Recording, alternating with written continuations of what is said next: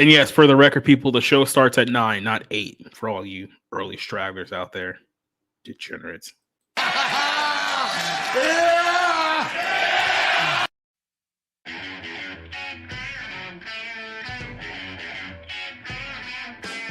Y'all infidels were burning witches tonight. Not even Smoking the Bear is going to be able to save your ancestors this time, you stupid moron.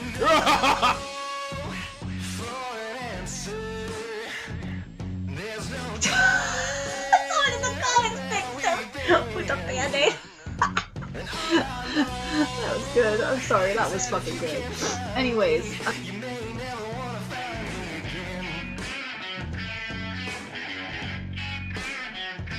Well, that's my job as a woman, I think, first and foremost. And then as a writer, I got to maintain some level of like, making sure that you know your place. Everything that they've done since claiming the PS5 is for hardcore gamers. It's just simply appeal to the casuals. That's about it. Follow me on Twitter. Preserve film, just like preserving video games. I don't know.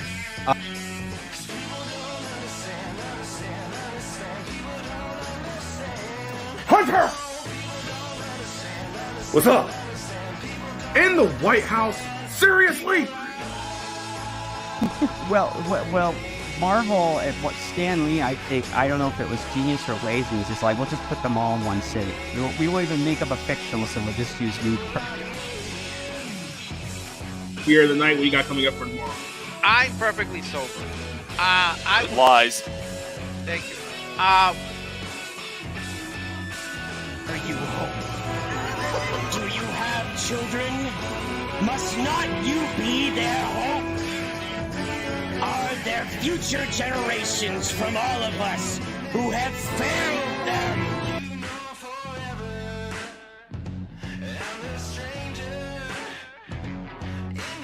And the mom shaming, a term typically used to highlight harsh judgment of birthing people. Fuck these stupid Who wrote this shit? Who wrote this shit? Bro.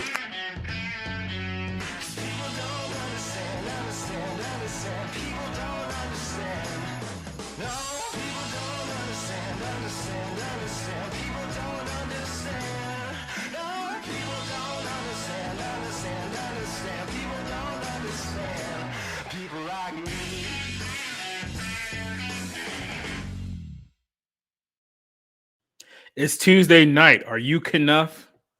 Yes, I am. It's in my name, even. Yeah, we're gonna drive that meme right to the ground. How you guys doing, ladies and gentlemen? It is episode 60 of the Barroom Podcast. We've been doing this for well over a year now. So surprisingly enough, we're still here, and my lovely cast of regulars are still here once again with us. I think Slider, we go ahead and do your thing. My thing. Yeah, the whole Barbie Ken thing, because that was the lead into the joke. You are enough. But I apologize, ladies and gentlemen. I don't even know why you invited him on. I don't know what's happening. You start the show and you give me shit about Barbie, and you're like, say the Barbie thing. I'm like, what's the Barbie thing? What am I supposed to say? I just, do your thing. It's your gimmick, Cider. Yeah. Look, my fur coat is on the way, and my superpowers are not going to be released until the fur coat gets here, okay? Is that going to come with like the Oakley glasses too? Are you going to get those? You have no idea the kind of power well, see, exactly. C.S. Johnson had to leave because of the power of the fur coat. It's not even here. She had to tap out. Seconds what into kind the of show. fur are we talking about?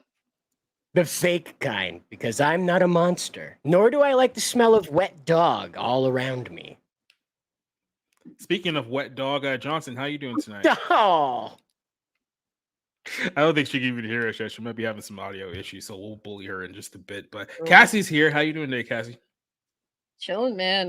Shout out to Orange Hat. Hope he is feeling okay, because I know he's undergone some sort of medical procedure. So wishing him the best tonight. Yeah, Orange Hat's not here tonight because he had to get surgery on his kidney stones that he has been dealing with for months now. Probably shouldn't have gotten it a little bit earlier, but it's been taken care of now. So he's probably off recovering. Hopefully he's listening to the show. I mean, I know you may be light up in the bed right now. That doesn't mean you can't listen to the show on your phone or your laptop, you lazy son of a bitch. And then also joining us here tonight is our good buddy Rob Mata. How you doing there, Rob? Oh, I'm doing great. Looking forward to football starting soon. So, college or pro? I mean, I guess both, but pro mostly because college is stupid. But it's a good distraction on Saturdays. You got nothing to do on Saturday. You're waiting for Sunday to get here, and why not? Why not watch a bunch of people who aren't going to make it to the NFL anyway? So, but no, I'm looking forward to the NFL season and being out of it by week 3. I mean, with college, it's like I look forward to college football on Saturday. I mean, look, I'm in Georgia. Obviously, this is one of the biggest college football states in the entire country at the moment. 2-time national champion back-to-back. But I look at what's going on the sphere of college football, and it's like we're essentially going to end up having like 2 mega conferences control everything. Because I don't know if you guys heard, but like late last week, the Pac-12 completely fell apart. Like half the conference left for like the Big Ten. So now the only 4 teams remaining in the Pac-12 is Washington State, Oregon State.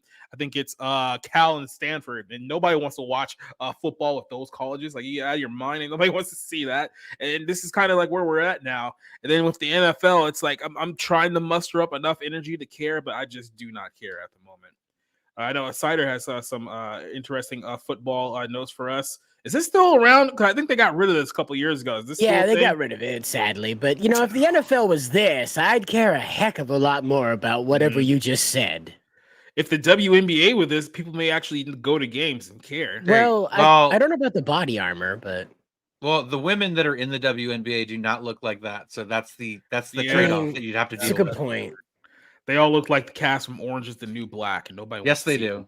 That's a very good comparison. I mean, I will say that at least when it comes to Orange is the New Black, they were all fucking old. Like even the ones that were supposed to be young were in like their late 30s, 40s. That 70s girl looked like she was in her 70s.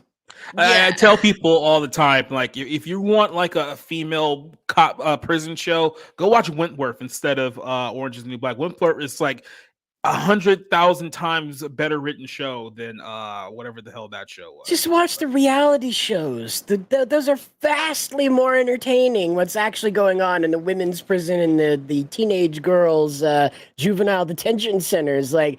That you think the guys are bad, like that turns into like a piranha fight every now and then. You say bro to the wrong girl, man, you're gonna catch a vending machine to the face. Oh yeah. Hold on, I'm just gonna see. This is take 3 for CS Johnson. Are you there now? Or are you still? No. Okay, can you hear me? Yes. There you go. Yep. Okay. All right. Target acquired. You wish. Quick little my shot. So spotty, you'll probably end up killing my neighbor. Oh God. Quick little shout out. Our first super chat of the night comes from Tatsu Samo, just saying yo. So thank you very much for the donation. Listening to the show here tonight. I guess it'd be a good time to give a quick little shout out to everyone else who's joining us here tonight. We got Alex versus Evil saying, "What's up, everyone? Don't ask me about the name, the hairline god." That seems like a very or the lack thereof. Oh yeah. Yes. Shots fired. And Leslie Tarkin saying hello. By the way, you was here way too early for this show. There's people leaving comments at like 7:50. It's like, guys, the show just starts for like another hour and 10 minutes. Like, what are you guys doing here so early? Psychos. Weirdos. We are highly anticipated. What can you say? Yeah, there you go. I was gonna say, don't mock your haters, or I mean.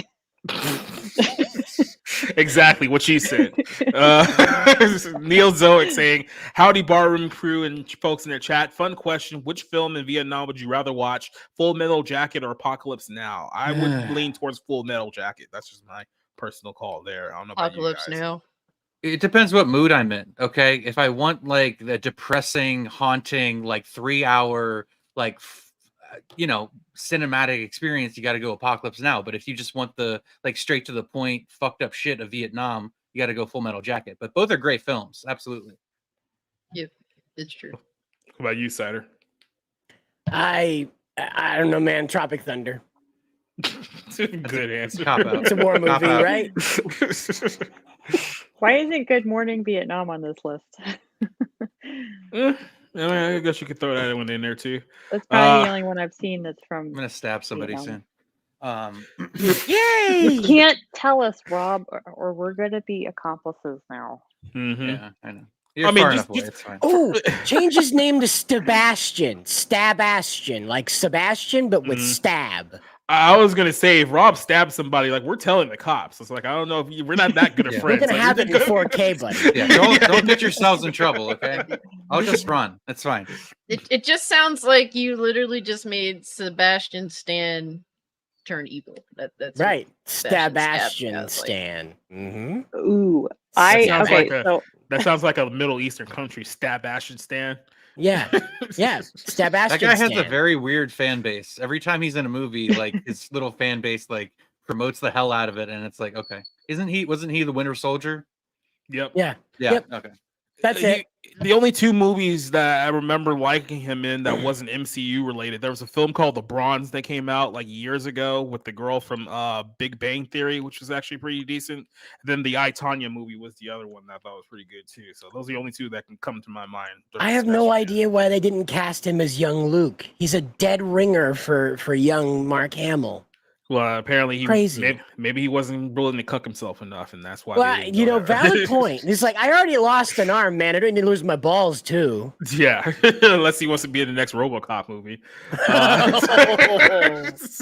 That's an interesting subtext to that movie, by the way. When you take that into account, right? They took that man's dick. They couldn't even give him a robot dick. Yeah.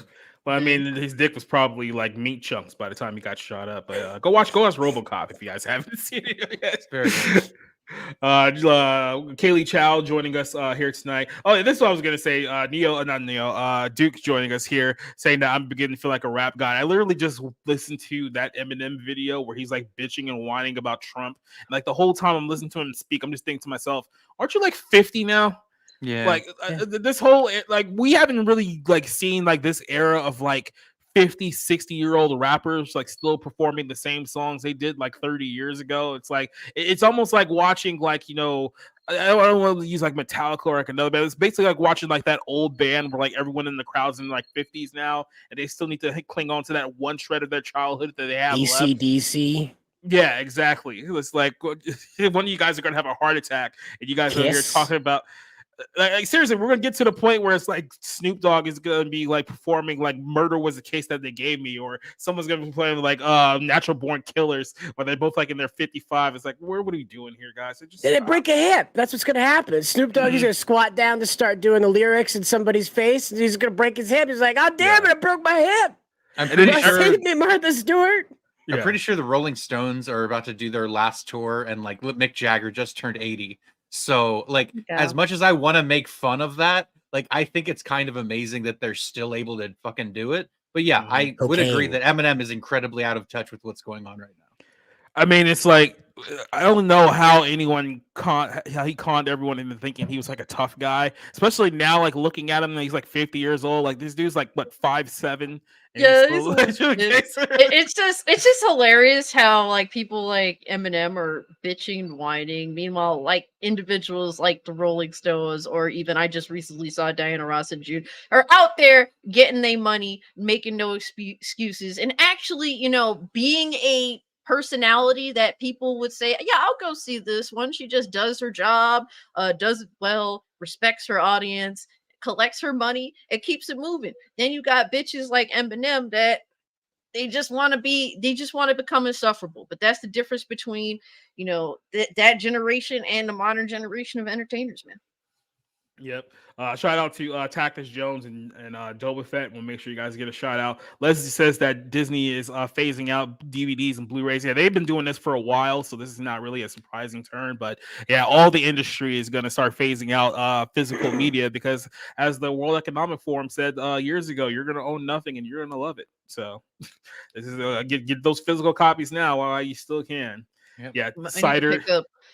They just dropped the 4K Blu-ray Adventure to the Dragon. I need to go pick it up at Best Buy. I got the Steelbook, and it looks fucking sick. So. Is GameStop still a thing? Does anyone ever even still go there? I might be because I'm picking up a PS5 soon, unfortunately. Or I might just order online like a normal person. So or you could show up to a riot like those kids in New York, you know. Oh my god. Do you need a PS5 right now? Because they're literally on the cusp of announcing a Pro, likely. Yeah. Oh well, I'm an idiot and I need to get the new Madden this year, and I have money, disposable income, for the first time in a while. So that's probably gonna happen. Nice. Shout out to Rob Stable. Buy a PC, damn it! If you have disposable income, damn it. Yeah, I know. I need to replace this computer too. So. Madden, this Madden has crossplay, so you can play with everyone. Yeah, shout out to JEC's also joining us right now.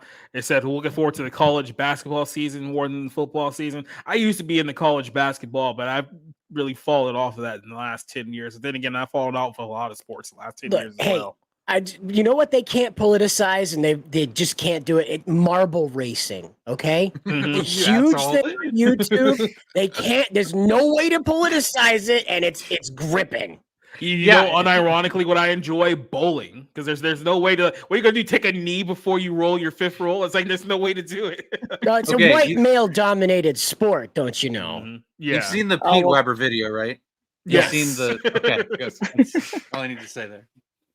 And another like BS sport that I love too is darts, especially when they do it in like the UK, because like the fans out there go like absolutely nuts for it. Like it's like they're literally watching like the World Cup happen in real time. It's just like I just don't get it, but it's like I'm into it. They don't have air conditioning, Jacob. Mm-hmm. They get excited about stuff. Scottish darts is one of the most intense. Just listen to just the crowd reacting is insane. It's just like okay, they're really into it. You remember when they were what's the term? Little people tossing? Do you remember that when they were Wolf of Wall Street? No, that was the early internet when they were M-word tossing, the Scottish M-word toss. Oh yeah, remember that? Talking about it's early internet stuff. Ray William Johnson covered it. Yep, those are good times when you can get away with that and not have to hurt people's feelings. Pitching a smaller human being across the field. Yep. That's right. I mean, hey, conversely, if you can find like some, 7'5" dude toss like a normal sized human being around, I'll watch that too. So I mean, just wear a helmet. That's all we ask. WCW in the mid-90s. Exactly. Just find another big show. Yeah. Vadia says, "Did you cover the Illuminati recently?" No, but we're covering it tonight. So stay tuned later tonight for that story here. This guy's back apparently. So we hadn't seen him in a while. He was in the Philippines for a while. So I guess he's a passport bro or something like that. That was weird. JEC says the Stones drummer died. Yeah, I did hear about that. But okay. Yeah. That's Diana Ross is still alive. Nice. Yep. Enjoy her while you can, because who knows how much longer that's gonna last. What else says they're selling empty steel beds? Don't jinx that shit, bro. I ain't trying to hear that bullshit, dog. I'm still trying to get over Mary Wilson having died like 2 years ago, man. That shit still fucks me up. Yeah. Literally, what's crazy about Mary Wilson is that a month before she died, she announced on her YouTube channel, I'm going to release all this archival work of the Supremes, that all this lost footage that I have recovered, and I will be releasing it over the course of the next few months. A month later, she fucking died. You know how fucking depressed I was, and then the videos were still dropping even after her death. Remember when Michael Jackson came out and said that this is going to be it? This is it. Literally the name of his last tour. He died before it ever got started. And then they made a hologram of him. Mm-hmm. Dark Scorpio says that Disney and other sports networks have ruined college football. I mean, pretty much. I mean, now that all the money has gotten into it, it's just not nearly as good anymore. So it says, another $2 here from Sama says that Snyder's background full screen. I mean, I don't know why, but sure, we can give you a full screen there. So is this what you want? Is this what you paid money for? Hello. I I hope you're well. It says I got competitive chugging is one of these things. Chugs 6 cans of fried beans earlier. It was riveting. Okay. Before we get too deep into the Barroom podcast, I found something quite majestic. Okay, A very rare gem from the land of India that doesn't get you copyright struck or claimed. Oh boy, here we go. This is Mr. Batman. I have no idea what that meant, but boobies. Yeah, I think they were trying to do a Michael Jackson thing there too. Oh yeah, he's India's Michael Jackson, but he's like super dead, so I guess none of his stuff gets copyright claimed. So, well, it was that mafia that T-Series was worried about. Oh yeah, And he was like one of their first guys they wiped out because he was India's Michael Jackson, and he was like leading the youth to rebel against the caste system, and like they were like, bah, and that ended him. Nope, not at all. But let's go ahead and actually start the show portion of our show. Let's start off with Jamie Foxx. Remember a couple weeks ago, we didn't know if Jamie Foxx was alive or dead. Then we found out, I guess he is still alive, or clone. That one's still up to debate. We all know that. Yeah, unless the clone has already malfunctioned right out of the gate. But Jamie Foxx is alive at the moment, and only a couple weeks after letting everyone know that he's alive, he's gotten himself into trouble because he's been accused of the anti-Semitism for a post that he posted last Friday night. Now, this is one of the most hilarious, sad, and stupid things that I've read in quite some time here. So I'm going to follow you on the train of thought of this whole post. Last Friday, Jamie Foxx put a post on his Instagram page. I'm just going to read it exactly what he says here. This is the post. Now, in its full context, he says that they killed this dude named Jesus. What do you think they'll do to you? Hashtag fake friends, hashtag fake love. Now, by reading this in its full context here, you would assume that, oh, okay, I guess he's talking about fake friends. Maybe he had a fallout with somebody very recently he was upset about, and put this post out there to let him know that he's aware that that person is a fake friend, and he's not very happy about the betrayal that he caused of him, right? Well, apparently, a lot of people assumed that was the context of this, even Jennifer Aniston, until a bunch of organizational groups came out and said, nope, this is anti-Semitism. Now, I know what you're thinking. How exactly is it anti-Semitism? Because the first sentence here says they killed this dude named Jesus, and immediately the people from the Jewish community went like, "Oh, he's calling out us. He's saying something that's against the Jewish people by saying that line there." And I don't know how they made this leap, but there was a lot of people who made that connection here. Here's Eve Barlow, a Jewish advocate, saying, I'm a Jewish advocate who fights anti-Semitism. Jamie Foxx's post was horrifically anti-Semitic and rooted in a classic blood libel and anti-Jewish conspiracy theory. He has 16.7 million followers. I'm not waiting on him to further expand. There's other people who apparently was very, very upset by this simple post. Who's was Melissa Wise. Seeing someone like Jamie Foxx post anti-Semitic content is sad reminder that Jews can't exist like everyone else. There's always people who hate us. Keep going down here. Was this Rothstein? I condemn this shameful, dangerous anti-Semitism posted by Jamie Foxx. Violence by racists against minorities always begins with words just like this. Jamie Foxx says they killed this dude named Jesus, and posts echoing anti-Semitic tropes. This goes on and on and on and on. Now, keep in mind, reading that post, a lot of people was like, well, there was absolutely nothing regarding the Jews that involved in that post whatsoever. So you seem like you guys are just projecting some hate there that's not even actually there.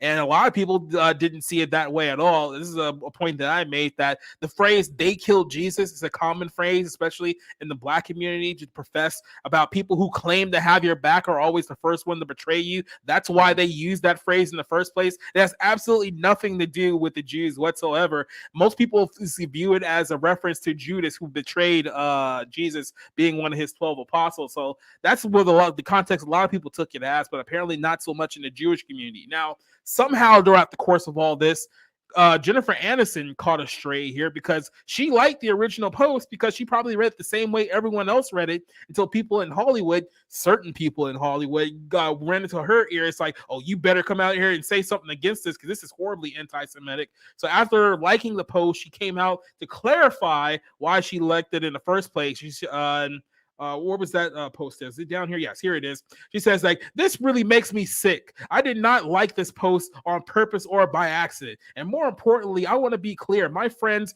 and anyone hurt by this showing up in their feed, I do not support anti-Semitism. I truly don't tolerate hate of any kind, period. So basically just, throwing Jamie under the bus. Wait. How do you how do you like something not on purpose or by accident? I know it's almost as if she's trying to find some way to not take responsibility for her liking a post here, right? Did Holy Spirit invade her body and commandeth her big pinky or big index, whatever this finger is, to poke at the screeneth? Apparently, some mind control. Maybe it's one of those Elon Musk brain chips that just automatically like the post without her knowledge. The racist clockwork elves. Yep, exactly.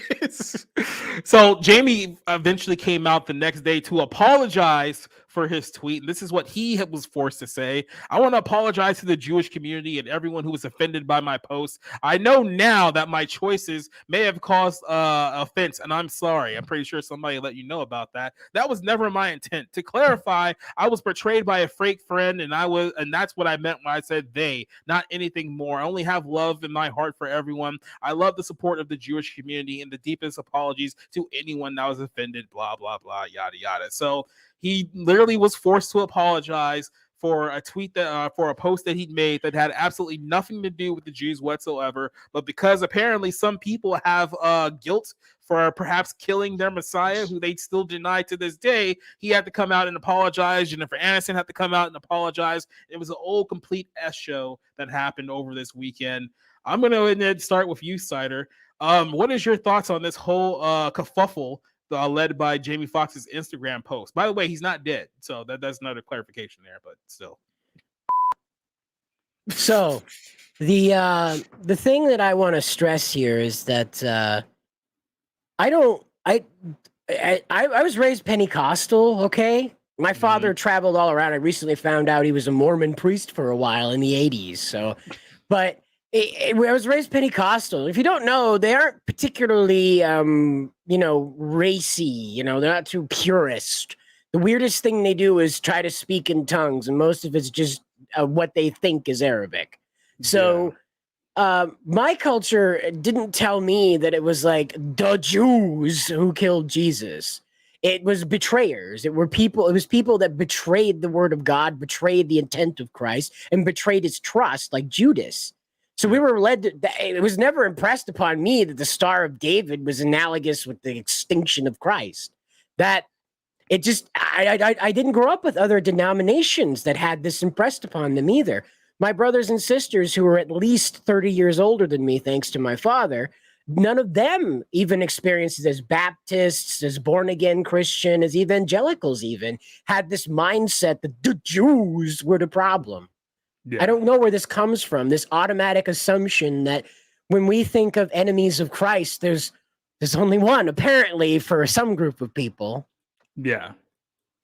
And just to clarify here, Leslie Tarkin put it like perfectly here. This idea that, oh, well, the Jews didn't kill Christ. That's an anti-Semitic trope. It's like, look, if you read the Bible, you realize what happened. Yes, the Romans were the ones who crucified Jesus, but they did so because the Jews, people in that community, thought that Jesus was a heretic because he was claiming to be God and the son of the Jews. So it wasn't like the Romans just rolled up one day. It's like, oh, this guy's a threat to us. Kill him. It's like, that's not exactly what happened. I don't like his long hair. Put him on a sharp, pointy thing. Exactly. Yeah, put a thorn on his head. Rob, what do you think about this nonsense story here? Okay. There's whatever. Listen, there have been enough stories that have come out in the last decade that make me wonder, maybe those people have a point about a certain culture having too much influence over, society in general. But you know what? I don't really want to get into that. All I can say is, Jamie Foxx pissed off the wrong group of people and he had to apologize. So that's all we're legally allowed to say here on YouTube. It's a very interesting pattern of behavior there that you see time and again play itself out. And we're not supposed to notice patterns. If we want to keep people who are overly represented in the media. But anyway, that's all I have to say. Have a good night. Yeah, if we want to keep our Wells Fargo and Chase bank accounts, that's all we're legally allowed to say regarding this issue. Cassie. I mean, it's like just painful that he had to apologize. It's just like, look, man, you thought what you thought. Clearly what he said doesn't necessarily imply the way that it was taken by, these individuals. But unfortunately, I don't know what it is. Honestly, I feel like the Jewish community kind of hates black men. That seems to be something that kind of keeps creeping up. I mean, that's what it seems like. Because they always got a bone to pick with black dudes that actually, are willing to speak up. But hey, man, can we investigate that? I feel like that is a constant thing. But Well, there's that's why definitely I be telling my black friends, like, yeah, you got all the pull in the world, just don't fuck with the Jews. That's it. Like, that's the only thing you need to be concerned with. Yeah, there's definitely a history there regarding certain boats that we're not allowed to mention here because I'm pretty sure it was just a coincidence about a certain number of those boats being owned by a certain number of people. Johnson, what do you think about this story? Yeah, we'd like to remind you all that even the host's comments don't reflect the actual channel's intent here. Even the guests in the chat comments as well do not reflect the intent of Society Reviews, the Barroom Podcast, and the greater intent of this channel. Thank you very much for tuning in. Don't forget to hit like and subscribe and become a member. Yeah, I do think intent matters, like Cider's saying. So, like, I don't think he set out to make any comments that were needlessly violent, I guess. Yeah. I really hate this because, like, there is probably more of a history of anti-Semitism in Europe and in pockets of, other places that should be acknowledged. But I do think some people are hypersensitized to it. I think people are hypersensitized to racism in general. So it's like it's a Twitter post, it's an Instagram post. It's this idea that speech is violence, but actual violence isn't violence is ridiculous. Yeah. And I don't think he should have had to apologize for them taking it badly.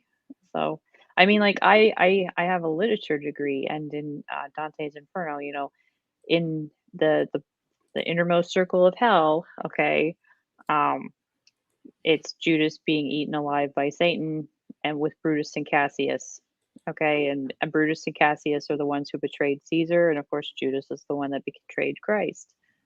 So I mean, like, the specialization of it over the years can be something that can be talked about. And of course, like I said, the history of anti-Semitism in Europe and America and in pockets of the world, other places. Sure, we could talk about that, but it's like, like I said, I don't think Jamie Foxx specifically went out to talk about Jewish people. If it was in German, I'd understand, right? If he had said that in German. Oh, well, it's Norwegians that you have to watch out for, so. But as an English speaker, he wouldn't have any background in German, so you'd be able to assume his intent, kind of like Kanye saying he likes that funny mustache guy. Well, this is like almost like that meme where it's like, I like oranges, and it's everybody else is like, so you're saying bananas should just be should die. Yes. Yep. This is literally that meme. Yep. Well, look, this is narcissistic behavior by a group, and listen, this is a group that represents, and again, these are dangerous people. They claim to represent the American Jewish interest, right? The ADL, and it's like, I understand wanting to be protective and never again and all that stuff. But it's like, it goes so far where, anything can be deemed anti-Semitic that isn't positive and claiming the Judaism and name and having a positive affirmation or something. And this didn't even directly have to do with that. It was just Jamie Foxx saying, hey, watch out for fake people, keep your loved ones close and watch out for the snakes. But that could literally be anybody, that's just, as a human being, you have to look out for those that, claim to care about you, claim to be your friend, and are absolutely not. Now, somebody brought this up, and this is an interesting little conspiracy theory here. But what if the friend that Jamie was talking about in the post was in fact Jewish? Does that change the context of the story? It is Hollywood, It's not like it's very. I still disagree with that because, like, it's still talking about having a fake friend. Like you can't. I tell my kids all the time, you can't judge one person or one group by one person. And You can't judge a people by its government either. You know, so. Speaking of government, oh boy, why did Joe Biden say this? I think behind all of that, I bet that 85% of those changes, social changes, whether it's Hollywood or social media, are the consequence of Jewish leaders in the industry. The influence is immense. The influence is immense. Now, why did Joe Biden say that? And he didn't get digitally crucified. That's kind of interesting. He just nailed that right on the head there. Remember No, when but Joe? he was Remember when Joe was vice president, and remember he had because he would say stupid, doofy things all the time, but it was passed off as innocent and like Yeah. just and even 2013 technically he never mind they got reelected. He was in the White House still. But it's like it never got picked up by the media. Like he said something in 2008 I remember was not Republicans jumped all over it, but it was like, yeah, we finally have a articulate and clean good looking black guy. It's a fairy tale is what it is. It's a storybook, man. It's a storybook. That's what we he finally said. got one of those Negroes as president. Well, no, as a candidate, because he had run against Al Sharpton, you see, so he was in contrast to Al Sharpton saying this. But the thing that always got me was the comment he made about 7-Elevens. He said, in Delaware, you can't go to a 7-Eleven without having a thick Indian accent. I'm not even kidding. He looked right into the camera and says, I'm not even kidding. I'm not making a joke. This is legitimate prejudicial racism toward Indian Americans. Vote for me. And if you went to 7-Eleven, you would know exactly what I mean. Exactly. He like your grandpa at Christmas right on national television. But everyone's like, oh, that's fine. Every time I go in to get a purple Slurpee, all I hear is Durka Durka. I just can't stand it. It always smells something fierce, you know? Well, I was gonna say he probably said that after watching that When You Wish Upon a Weinstein episode of Family Guy. So right. Oh, that's such a good one, and they took it off. Like I still have the DVDs that it's on, but they completely removed that episode. It was so sad. And this was back when they didn't. This was back when they didn't do that. Like when before South Park, like Comedy Central took South Park episodes off. This was Fox was like, yeah, we can't air this. We cannot air this. Like, here's the thing. This whole situation is essentially like the equivalent of like if your mom comes into the kitchen and she asks, "Hey, what happened to the cookies?" And you just scream, "I didn't eat them." It's like, I didn't say you did. I just asked where the cookies are. It's like these people are so quick to snitch on themselves with like a lot of these issues because everyone's talking about how this was horribly anti-Semitic. No one would have mentioned the Jews until you mentioned the Jews. Like this is how this whole thing started. No one was saying, "Oh yeah, we're totally right about those people." It's like people who read this, even Jennifer Aniston herself. That's why she liked it, or I guess didn't like the post to begin with, is because they all understood exactly what Jamie was saying the first time she around. Just drunk liked it, okay? Yeah, it just somehow magically configured itself or something like that. But yeah, I mean, look, she everyone fell over it. She fell over and her she tripped and fell and liked it. That's what happened. It was her dog. Yeah, I mean, it's absolutely ridiculous. But this is the reality we're in right now, is that you can't even whisper a word about Jesus without people accusing you of being a Nazi. Unless you're using Jesus to justify LGBT, you're getting beaten over the head with this rhetoric that it's a Linskyite rhetoric. It's straight out of the Rules for Radicals, which again was dedicated to Lucifer. And by the way, there was another like trend on social media. This is some like AI outlet called Terror Watch or something like that put the trend out there saying that, oh, well, people who say Jesus Christ is Lord is being anti-Semitic against the Jews, right? And it's like, oh, okay, so that's the line we're gonna draw now. So anyone who progress faith in Jesus Christ is now anti-Semitic. Well, it's like, well, that's the line in the sand that we're gonna have to draw. Then I guess it's time to draw that line now, isn't it? You don't even have a Messiah, Jewish people. No. Well, they're still waiting for him. I mean, you have him. You're just denying him. That's the thing. It's like, oh no, we're still waiting for him to show up. It's like he showed up already. You guys just, well, I'm sorry, you can't say that. You killed him. Those are the Romans. But I mean, you did get pretty angry with the last guy who claimed that he was your Messiah. So. That's all I just want to say, like, if anybody has questions, I recommend checking out Dr. Michael Brown about anti-Semitic comments and Christianity and, stuff like that. So I mean, there's He's a reason. doctor, so you know. Easter well, worshippers. he's a Messianic Jew, so he's got the Jewish foundation and the Christological education on top of it. He can answer your questions. Mm-hmm.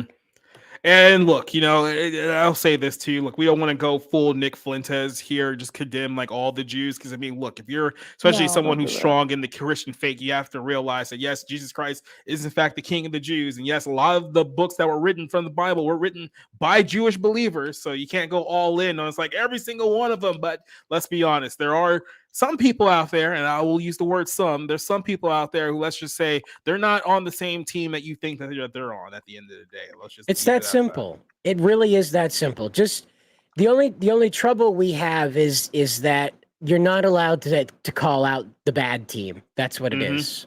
Yeah. It's got nothing to do with the average people.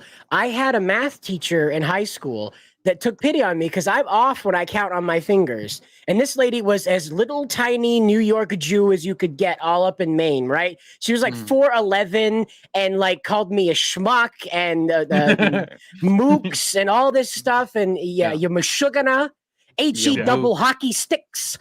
She absolute curly hair, and she did my math homework for me because she didn't want me to fail and end up having to repeat high school. Yeah. So I'm not a converted any guy. I was just a dopey kid that didn't want to fail, but math just perplexed me like hieroglyphs. So she's like, I'll do your homework for you. You don't tell nobody. All right. And there we go. My math was good. She managed to screw it up enough so it looked like I did it. See, that's the key. Look, if you're gonna cheat, don't go for like the pure 100 because everyone's gonna know something's off there. Like Stephen Hawking did your homework, you dick. I say like shoot for like an 81. That way nobody really questions it. Like they can believe that. Okay, I guess he kind of somewhat studied for this test. You brought more than your pencil this time. Good job. Exactly right. If you show up and all of a sudden you got like a 99 where your average is like a 68, like people are gonna know something's wrong. My eldest brother, who passed away, believed up until the day he died that our family was descended of from the lost tribe that said to Moses, "You're crazy. We're going the other way. We're starting Delhi. Screw you." And he thought we were descended from that. So I don't have a problem with your average regular day Yamaha. I have a problem with guys that want to tell you, like Jamie Foxx, that you're not allowed to praise Christ, reference Christ, or live in pride of being a Christian. Yeah. Or else you're against their existence somehow.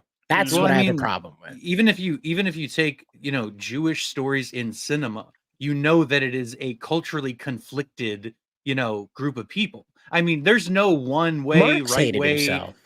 Right. It's a self-loathing. I mean, that's the recurrent thing is a sort of self-loathing. I'm trying to think of the word, Woody Allen. But Woody Allen to a T. So you're so neurotic. There it is.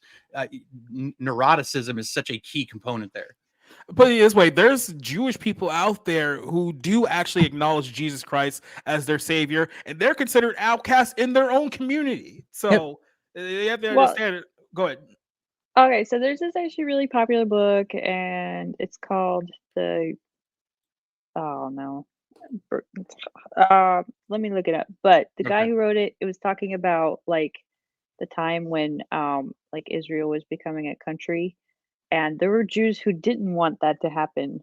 And so it was obviously talking like it was a picture of basically how do you live in this world while living not in this world at the same time, and how do you get along with people that are supposed to be these like kind of like milestones for your identity and stuff. And I think it's like it was about baseball. David something wrote it. The Giver? No, that's not. The Chosen. Yeah, I think that's a book. Please, not. Doesn't help that we have like a whole bunch of stuff running around right now. I just want to say this to probably cap off my thoughts on this. Just don't read the Talmud. That's all I have advice for. It's just if you like people who wear Yamahas, don't read the Talmud. Yeah, I keep hearing that, and it's like I really don't want. You're right. You don't want to know what's in there. It is really Dante's Inferno doesn't even describe the kind of suffering that's in that book. It is wild. Really? Yeah, it's like ex-girlfriend writing an evil MySpace post about her ex-boyfriend. I was gonna say the Old Testament is pretty. Hate. pretty bad. No. The okay. Talmud is No. basically Jesus happened, and now we're going to destroy everything he touched. It is and so we're gonna evil about it. We're gonna outright blaspheme Jesus, and we're gonna outright blaspheme anyone who follows him. And like I said, I mean, if you want to become anti-Semitic, you probably don't want to read the Talmud. Yeah, just don't read the Talmud unless you got a real good head on your shoulders. You could be like, okay, everybody who practices this doesn't believe this. Like just like Leviticus, people take what they like out of it and leave the throwing your period stained sheets out and burning just the Orthodox ones. Okay, got it. No. Right. It's one of those things, right? Where you've heard this one where they're debating the value of like the poke in the eye thing about a child being raped. You've heard this one. Oh God. Okay, that's an actual debate about the worth of a slave. Not an actual autonomous being. They're debating the worth of a slave who was violated as an infant. Yeah. Like I said, if you go down that rabbit hole, then you start asking yourself, well, who really does follow this stuff? And then you'll never come back from that hole. And by all means, do not go back and read any old samurai writings about their encounters with the Dutch Jews. Don't do that at all. There's a lot. You want to talk about anti-Semitism? Japan's like central for it. Hey, there's a reason why they sided with the Nazis in World War II. That's all. Yeah, they didn't have to act. They're like, can we join? I'm just saying, Japan has the right idea with a homogenous culture. You know, their COVID numbers were way down. Just saying. I mean, look, if Japan could like somehow figure out like the population crisis going on down there, I mean, there's a lot of things to learn. But well, I mean, they're trying with robots. With Japan, the best thing that can happen to them is for the power to go out for 3 months. Their birthing rate will recover immediately. Yeah. Alex says I don't even read. Oh, good for you there, Alex. Let's go ahead and introduce our guy, Rick here. Rick, great time to come in. The future mayor of El Paso. He would have been screaming his head off about this topic, so it's good. It's over. Yeah. Don't Oy say vey. anything, Rick. You're trying to get ready for Oy vey, that's my only real answer to all this. I've been listening in. I really don't have much to offer. Really, real quick. When he said they, I thought it was a general they. I did not specifically narrow it down to the Jewish community. Like I said, that's the same context everyone had when they read the whole thing. It wasn't until they inserted themselves into the topic that people were like, "Wait, really? You thought he was talking about you?" Like that's essentially how this whole thing happened. So. I thought betrayers. They being betrayers. That seemed just pretty thought obvious. like a general they, like random people that he was upset about. Like I said, the context I read it in, it was like, well, they portrayed Jesus. Why makes you think they wouldn't portray you too? It's like why wouldn't you think that you would not suffer the same fate? That's kind of the context that I read it in. But apparently, I'm not in the certain community, so it maybe just didn't make any sense to me. So take a look at it from a Satanist perspective, right? That could be what he's talking about too. No. That could be what he's talking about too. The Satanists betrayed Jesus. You think they wouldn't betray you? They turned their back on salvation in their own narcissism. You think they wouldn't burn you too? Why are the Satanists pissed and bent about this? Just for the record, there technically is a monument to Benedict Arnold somewhere in New York. Wow. Just throwing that out there. Yes. I guess anyway, we need to go pull down. Yeah, right. By the way, have you ever seen that old protest video where the guy pulls down the statue and it falls and crushes him, giving them brain damage? Yeah, it's beautiful. Yeah, just F around and find out. That's all I gotta say there. Cell phone to the next level.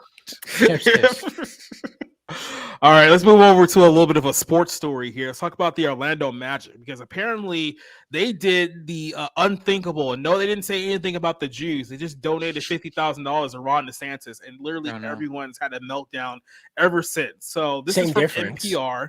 Yeah, right. So this is from NPR. So this is the first of many think pieces here. So in case you guys don't understand, the Orlando Magic, they're an NBA team. They're owned by the DeVos family. I believe Richard is the current. I think Richard died actually. So I think Dick. This is basketball, yes. Yes, because it just said it was basketball like 3 seconds ago. Okay. But Betsy DeVos. Damn. DeVos, yeah. So why you never mind, I'm just gonna leave that alone. So So yeah, so this is the DeVos family here. They own the Orlando Magic. They're obviously big supporters of Republican politics. They've donated lots of money to the Republicans over the last few years. This is really no secret whatsoever. However, I guess a few months ago they made a $50,000 donation to Ron DeSantis super PAC before he announced he was running for president in the United States. And the news just leaked out, I guess, within the last few days here, and all of the left-wing NBA progressive analysts and outlets are just having an absolute meltdown about this. I'm gonna show you some of the reactions to this. Now, this is the Players Association, the NBA Players Association, saying that a political contribution from the Orlando Magic is alarming, given the recent comments and policies of his beneficiary, talking about Ron DeSantis here. The team donation went to the Never Back Down Super PAC, according to the Federal Election Commission. A Super PAC that can receive an unlimited amount of money from donors to get a candidate elected, but cannot directly donate to that candidate. Magic spokesperson said that it was made on May 19th, which is days before he announced he was running for president. They said, to clarify, this is a gift that was given before Governor DeSantis entered the presidential race. This is the Magic's communications officer Joe Glass saying it was a given as a Florida business in support of the governor, who has continued the prosperity of Central Florida, where Orlando is located. And like I said, now it's just going on and talking about, oh, well, he passed the Don't Say Gay bill, and he banned abortion, and blah blah blah blah blah blah blah. I'm just gonna get you some of the other interesting, I guess you could say, reactions to some of these things that have been posted here in the last few days. So this is Rachel Nichols. If you guys don't remember Rachel Nichols, she was part of ESPN and NBA's coverage for a number of years. A couple of years ago, she got herself fired because she tried to call out one of her black female colleagues by playing the white female feminism card, and it's completely backfired, and she got fired as a result of it. But she says that I guess the donation to the Orlando Magic here was disturbing, according to her. What was her quote here, real quick? It says, on the discussion of the political candidate, says that the money of the Orlando Magic donated to Ron DeSantis has come off of an elf tree. It comes off the work of the players of the team. Well, technically, I mean, the DeVos family has been rich for quite some time, so I wouldn't exactly agree with that assumption here. But she was one of the ones that came out. I think she's on CNN right now at the moment, condemning this donation here. Here's some other reactions from some other left-wing outlets in the sports world. Here's Deadspin saying that if the players in the Orlando Magic had heart, they'll kneel during the national anthem again. This is them saying that Jonathan, by the way, Jonathan Isaac, who just did an interview with I think it's, I can't remember the exact name. It's like Raylet or something like that. One of the Christian YouTubers. So he's like a big Christian guy, and they hate him too because of that. But it says that Jonathan Isaac is one of only two members left from that Orlando Magic roster on the 2020 bubble season that refused to kneel during the national anthem during the Black Lives Matter movement. And they're essentially saying here that because the players supported the Black Lives Matter movement, that they need to kneel during the national anthem to protest the team giving money to Ron DeSantis. Keep in mind, these owners have been Republicans for quite some time. None of this is a surprise whatsoever, but this is the argument that they're making here. Then here's another article on top of this. This is The Guardian now, saying that the Orlando Magic spat in the faces of all black players by supporting Ron DeSantis. So if you support Ron DeSantis, you are in fact a racist, and you're spitting in the face of black people, because apparently Ron DeSantis has done something bad to black people in the last few years that I haven't heard of whatsoever. But I guess he was saying here that, he tried to delegitimize the horrors of slavery. What is the notion here that they're talking about?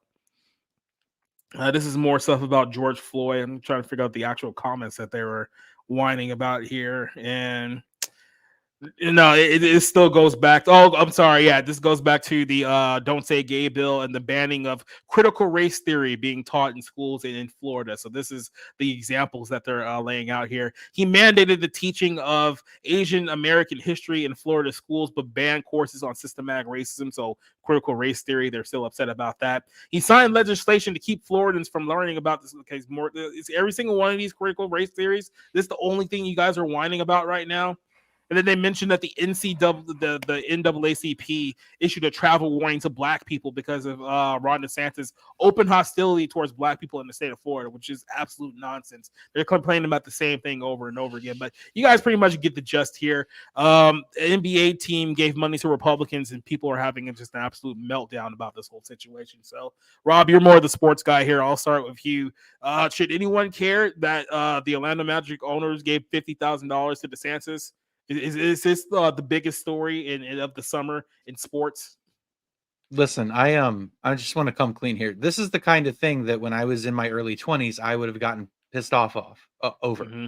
Okay, because it'd be like, well, they're supporting, discriminatory policies being possibly enacted, and it's like that's a really far reach. If you actually believe that, that there isn't basically two Americas when broken down in these two political parties, and all kinds of people live in all kinds of places and want all sorts of things. And at the end of the day, who gives a shit? It's their money. They can use it however they want. They can donate it to whoever they fucking want to. It's a free country. Okay. If you really care about combating policies or whatever, just run for office in Florida.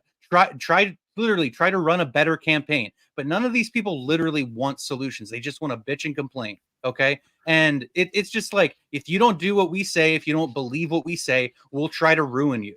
That's all this is. It's not, there's no virtue here. There's no real true virtue here that these people are after. It's, we want to destroy our political enemies and anybody that opposes us. And here's the thing. I don't even exactly support all of the things that DeSantis did. I don't necessarily think that the state government should tell every school what they should teach. Now, I'm not for critical race theory, but I also don't think that the government should come in and tell a school what it should teach. I think that should be up to the parents, the school board, whatever.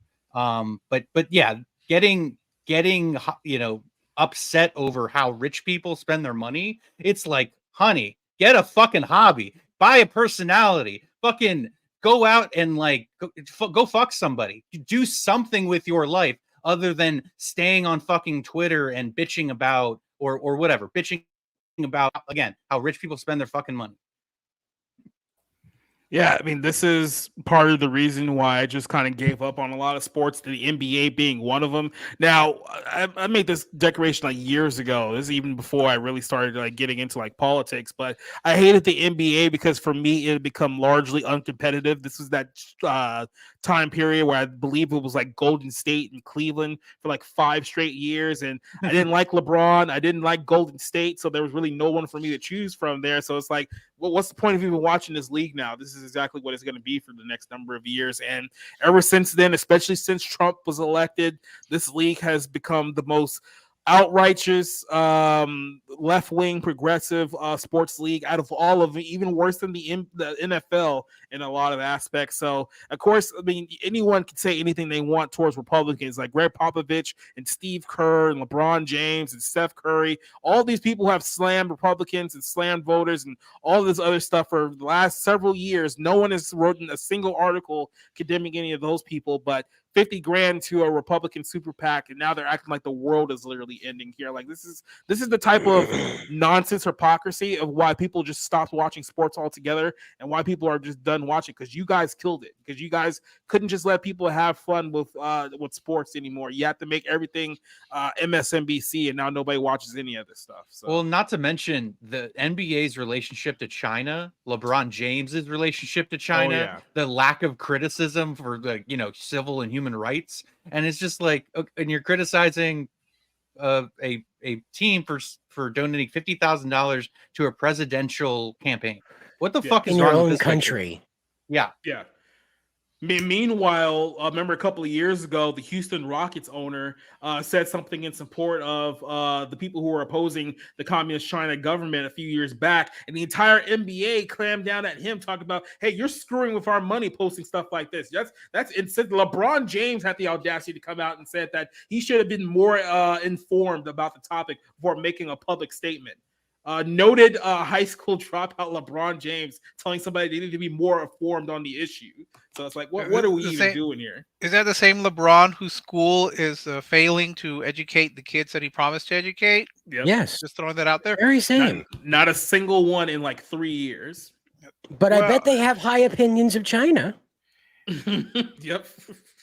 It's so they've got a ridiculous, these big people. portrait of Chairman Mao. I'm sure that they Chairman oh, Z. Chairman Z. I just wanted to say real quick, I did see somebody try to defend LeBron James and say, hey, he gave the money to get those schools built. And it's like, okay. And so, I mean, that's great, I guess, because without it, they wouldn't have been built, right? But he also didn't do anything to ensure that proper teaching methods or standards were being upheld, and it was a complete failure. So it's a really poor investment on his part if it was earnest in the first place. It's the absentee landlord. You get to write off your charitable donations. Well, I have a very different end of this spectrum on this topic. I really think super PACs need to burn in hell. This was the dumbest thing we could have ever instituted. And I have no idea who the guy was that came up with corporations or people, but he needs a date with Gladys from The Walking Dead, if you know what I mean. I think that was Chief Justice John Roberts. Yeah, John Roberts, long walk, short pier. You know what I mean? But anyway, the situation we're with in this instance, anyway, I ran for office in 2013 and 2014. I ran for mayor of my local town, and I ran for state representative. I came within 200 votes of de-seating the 10-year mayor, and I wanted to bring in a hockey stadium, Big Bell in the middle, like a IT college, because Maine's like nowhere as far as if you don't work in the woods, the water, wildlife, it's over with for you. So I wanted to give kids an option to like make games, make apps, that kind of thing. They don't have to move to Japan to live their dream. So anyway, as you said, people don't want solutions. So I went around talking to people about this, and they looked at me like I had 6 heads. Their biggest concern about what I was suggesting was all the traffic it was going to generate. I'm like, well, fuck you. We're going to have enough tax money to deal with that. What the hell are you saying? So this mentality of like the world ending at the tip of their nose, it's not like just rich people that have it. Even folks down in the surf class have no idea how anything works beyond them.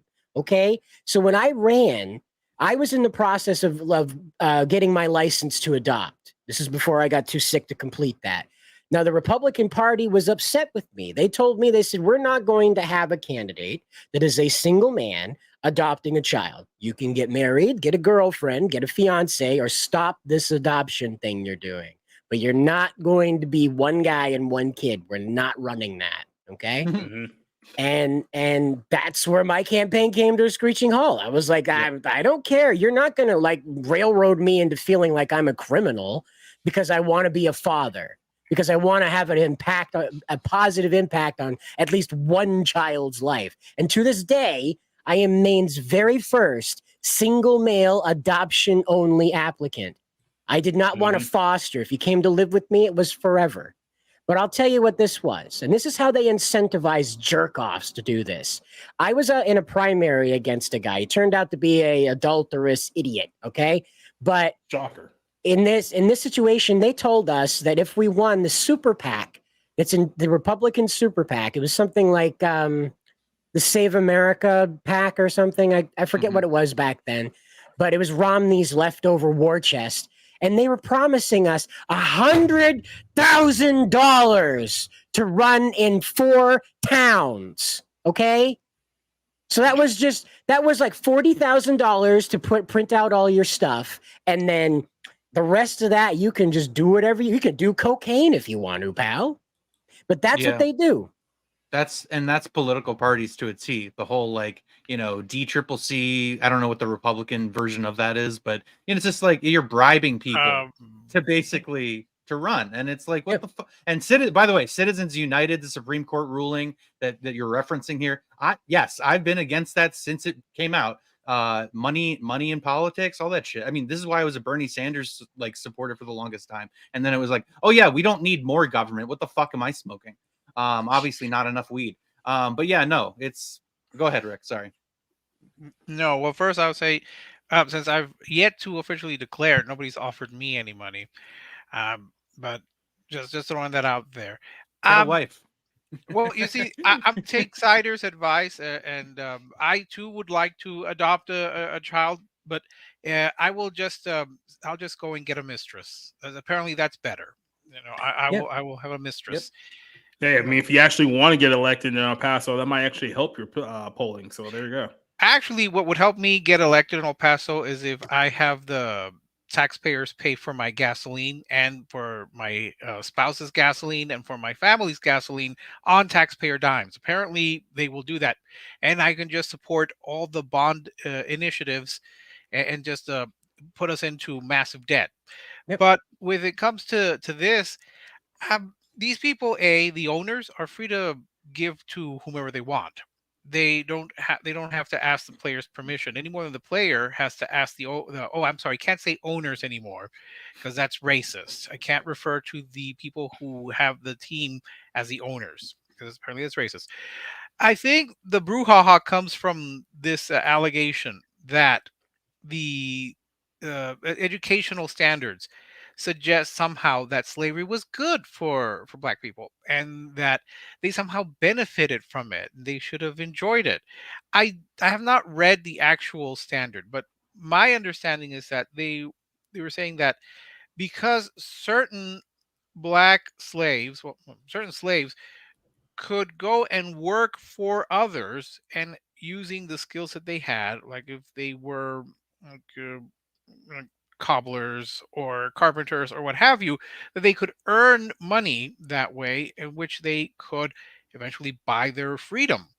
So that's how I understand what was the educational what they were teaching the kids. Somehow that has spun into, oh, slavery was a good thing and everyone should have been happy about slavery. I don't know if that's the case. I have not read the educational standards because I'm not a Floridian. I don't have any kids in Florida, and I personally don't think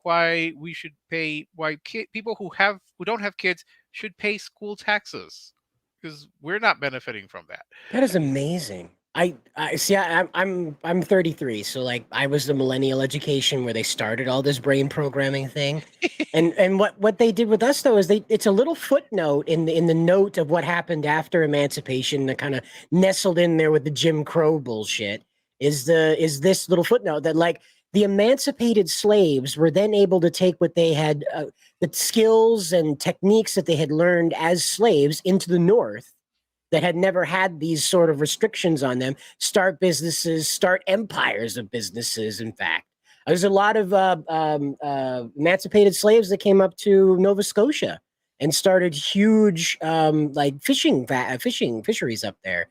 So it's one, and they learned that by working down south on fishing boats and all this jazz. So it's just, I don't know, man. Like, is it bad that you learn how to do something as a slave that you can then easily monetize once you're free? My understanding is that this has not happened after Juneteenth. That this happened prior to actual liberation, to where if you were a slave, you could buy yourself out of it. Yes. Yep. But if you were a slave and you had a skill, let's say that you were a carpenter and you were able to make beautiful chairs and tables, that your master could then basically rent you out, and you would work for some other person. Fella. Yes. And then he would, I think, pay you, the slave, directly. I don't know if he paid or she paid the slave owner. And that way you could earn money and use whatever skills that you had. And eventually, I believe you were able to buy your freedom.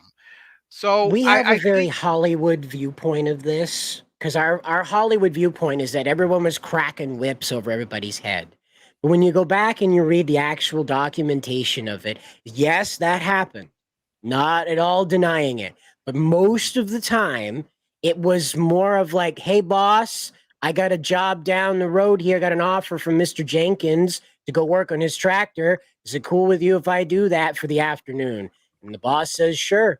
We're not doing anything this afternoon. Go ahead. And he goes and does what he does, and he comes back on time. That's really, it functioned more like indentured servitude most of the time.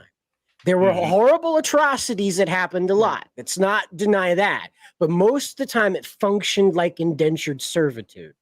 Not everything was the antebellum South and Django Unchained. Okay, correct. Like not everything was white lily flowers being sprayed with, Negro blood. Like it's Right. like Yeah. don't get me wrong. I love the drama of that, especially when it's done really well. But the idea that that was the everyday norm Standard. is Yeah. just ridiculous. It is a little ridiculous. Yeah. I would not be able to say that for sure because I know, contrary to popular belief, I was not actually around during slavery. I will say that if that's the case, that that slaves could go and work independent of their masters, probably with their master's permission, that's a wild turn from that to, oh, slavery was great, we love everything about it, and all of these kids, white and black kids, should learn that slavery was positive and that everyone should rejoice, and maybe we should repeal the 13th Amendment. I don't. So saith the basketball team. Yes, I think that's where they would argue that it was wrong to give money to DeSantis. Though people would need to actually read the actual educational. People would actually have to read. You could just stop there. Yeah. I was gonna say I'm pulling up the document because I'm familiar with state standards and stuff, and I'm pulling it up. So she's pulling it up, Department of. I'm so dead inside talking about this shit, not for nothing. You're pulling it up. Oh, Let's yeah. not introduce this guy to the show. How you doing? Oh, T-Dog? hey, what's up? Shit, I didn't realize I was on. Awesome. Mm-hmm. Hey, guys.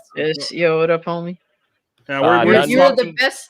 TW, you are the best thing about this current topic. You dropping in. That's oh, cool. Yeah, Cassie's not a sports fan, so she has no concept of this topic whatsoever. You know, I'm just dead. I'm just bruh. This is just reminding me that we're gearing up for another election, and it's going to essentially take all of my sanity.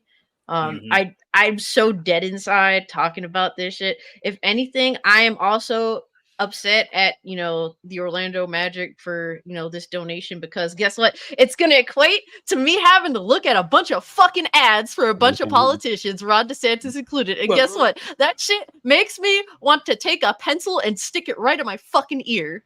Well, you need not worry, Cassie. First off, you and Rob will obviously vote for Uncle Joe, and he will win 537 electoral votes minimum. So don't worry about it. Don't worry. He'll carry. Hey, we have a brain dead. Listen, we have a brain dead senator representing us currently in the state of Pennsylvania. So it's no matter how you look at it. And brain dead and dementia-ridden people. I will say the only Biden supporter I know has dementia. So Cassie, just get one of those AI husbando things, right? Just like a himbo husbando AI thing, okay? He won't talk to you about politics, I promise. Look, I'll just go ahead and say this before we move on to our next topic. If anyone should be upset about the Orlando Magic, it should be the fact that they've been around since 1989. They haven't won a single damn championship. I think they probably won 2 finals games in the 34 years that they've been around in their entire history. That they're one of the lowest, pathetic franchises that I've ever seen in my entire life. Like, you can argue that the greatest Magic of all time is Dwight Howard, and that's absolutely pathetic. Yeah, they got Shaq. They got Shaq before he was like super dominant, and so yeah, they're disappointment. But by the way, before Johnson goes here, there was an old story, and this was true here, that apparently in the year 2000, Orlando had an opportunity to get Tim Duncan, Tracy McGrady, and Grant Hill all on the same team. They almost closed the deal until Doc Rivers screwed up everything by allowing Tim Duncan to go back to San Antonio to say goodbye to Greg Popovich, and Popovich talked Tim Duncan into staying in the San Antonio. So because of that, Orlando could have won at least 2 or 3 championships during that run. They could have, honestly, they could have taken the Lakers team from that early 2000s if they had all 3 of those guys. And they absolutely blew it. So you're saying that you would sooner watch a WNBA game than the Orlando Magic? Let's not go that far. Okay. No, I will not campaign for Beto, because apparently in El Paso, Beto is a closet Republican. Look, I've never seen a WNBA game in my entire life as a woman. I'm not sure it even exists, not for nothing. People sleep there, apparently, so there's that. I think the WNBA, personally, it just kind of exists because, like, you have to feel like women like have something to point to women at when you say we don't have equality in all things. It's like, look, we gave you the WNBA. Be happy. Yeah, So. now shut up. That's the Yeah. way I would say it. Did you ever find the standards? Yes, I did. So it's State Standard 68AA2. It says analyze events that have involved or affected Africans from the founding of the nation through Reconstruction. So this is 1776. Pretty broad. Yeah, to 1820, or I'm sorry, 1920. So, all right, and it's the benchmark clarification that they're discussing is you're looking at instruction that should include how slaves develop skills, which in some instances could be applied for their personal benefit. So this is like a very generic statement. Yeah. And then down here we have it's nestled between the just basic stuff of like instruction of collaboration of free blacks, whites, churches, and organizations assisted in the Underground Railroad. So you have Harriet Tubman, William Lambert, Levi Coffin, and William Still. Okay, and then there's the instructions that the use of spirituals and symbols as a form of communication, coordination, coding, and expression. So this is kind of like how follow the drinking gourd and how they used songs to communicate how to escape to freedom and stuff like that. So, and then we're talking about various duties too that were performed by the slaves, such as work in agricultural means, painting, carpentry, tailoring, domestic service, blacksmithing, and transportation.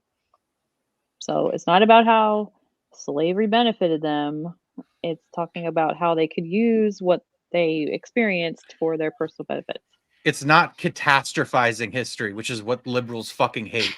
They hate not just saying it was all bad and all evil, so we have to condemn it all. That's their fucking problem with this. Again, the standard there where it talks about how in some cases it was to their personal benefit. I don't know if you could really make a strong argument that says somehow slavery was good for them.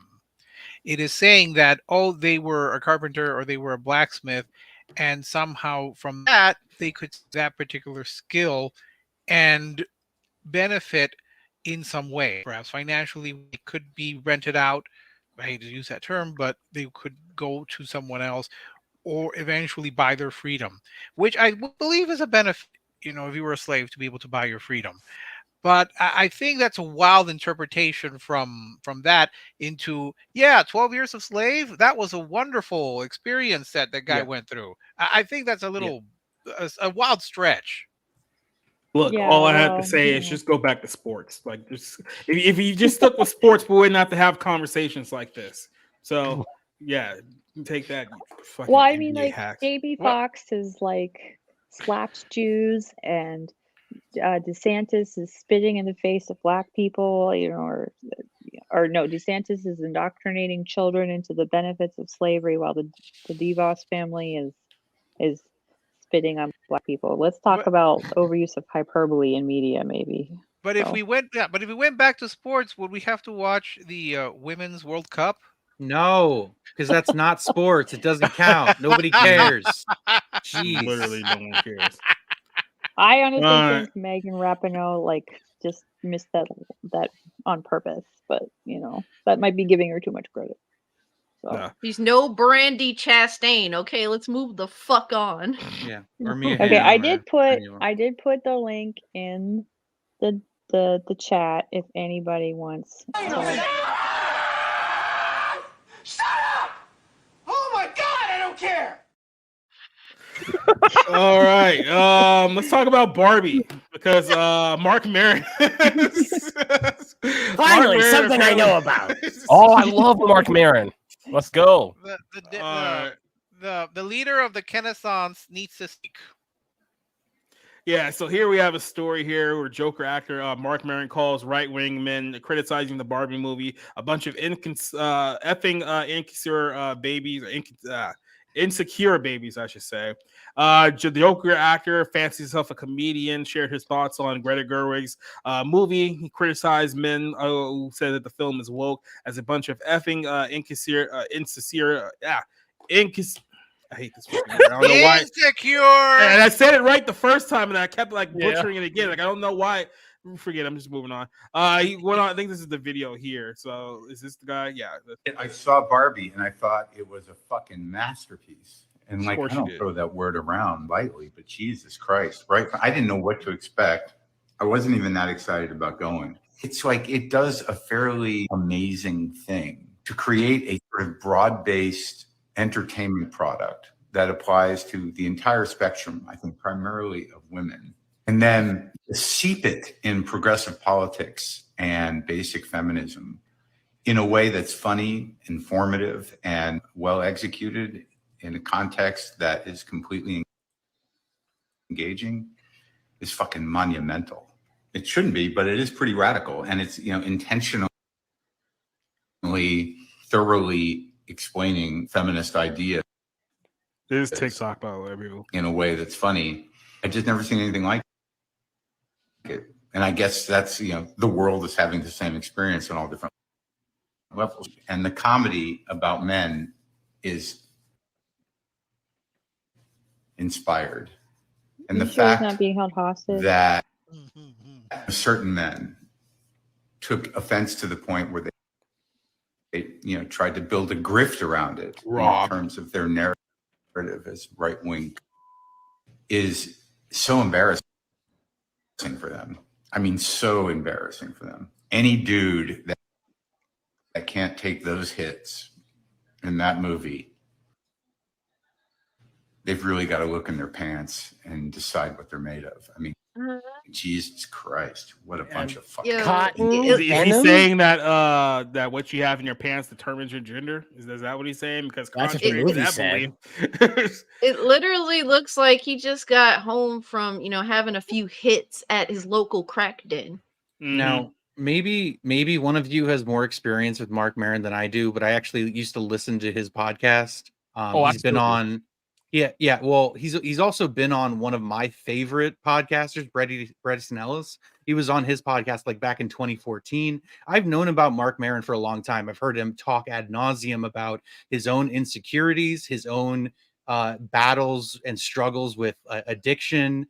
His strained relationship with his father. I mean, there's all these psychological minefields for this guy. Not to mention that, like, you know, once Ellis wrote that book, White, basically about the Trump administration and like how we're basically living in a different world of you know, disruptors. You know, this idea of people who don't engage with the media in the same way as older celebrities have, and that there's this newer form of influencer like on the horizon. And basically because of that, Marc Maron just gave this dude the cold shoulder and just wouldn't talk to him. And this is somebody who he's been very friendly with, he's been on good terms with, you know, but Marc Maron said it himself a long time ago.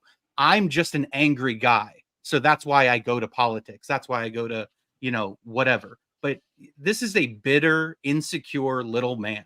Okay. And so the fact that he loved Barbie is just very, very telling. I feel sorry for him that he doesn't have enough self-awareness to see how little this makes him. First, I would say I didn't even know he was in Joker, so I don't remember him. It's irrelevant. Any person who genuinely keeps referring to Barbie as a masterpiece and who really wants to put it on the same level as Across the Spider-Verse, which really is one of the greatest films ever made in the history of all mankind. Cider, I consider Cider a friend, so he gets a pass. I would just say that I question what movies you've seen.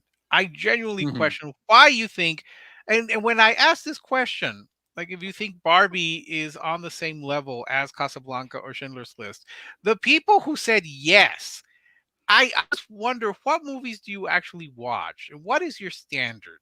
What is your standard for a great film? Now, Cider, again, I believe, takes the point that it tried to be very feminist, but it actually ended up being very pro-male because Ken is the one who's triumphant. He conquered Barbie Land in the course of a couple of hours and reworked it into his own image. And he gave the men in Barbie Land not equal, well, probably equal rights, or at least in terms of Barbie Land, where it was completely dominated by women and they spoke. But Mr. Maron, I don't know. This would be a lot funnier bit if you just get to the point. Like, Well, yeah. no, well, I'm distracted. I'm distracted by side. I'm distracted by every time you. I'm sorry. Sit there and just go. Here's the thing, Rick. Though I just want to say this really quick. Yes. Doesn't saying that Ken comes out ahead because he makes Barbie Land in his own image. Isn't that Greta Gerwig's just complete misunderstanding of what masculinity is? Well, Because this is to say that this is representative of what the real world was, because Ken went to the real world and came back, and this is almost Greta Gerwig saying, "Hey, he just copied the sexist patriarchy." Like what? Maybe this is Noah Baumbach getting some kind of secret revenge on his beloved. I don't know. I didn't see it that way, but Cider is really starting to convert me into embracing the Renaissance. I just don't know why this person is really just upset about people having this view. And again, please stop referring to every film that comes out as a masterpiece. I already endured the horror of Would you please shut the hell up? Cider, you want to defend yourself from being called a effing insecure man baby or something like that? Well, I just want to explain to Mr. Maron that when you go into a realm of personal attacks over people not preferring the movie types you like, the small tackle box appears to be in your possession.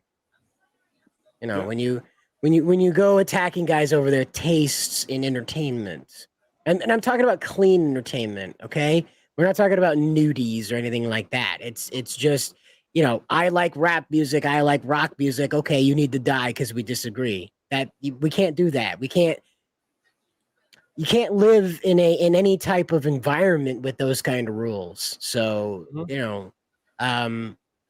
which is what Maron basically laid down there, was like, we're never going to have the same opinion on existence because you didn't get the same experience out of the Barbie movie that he did.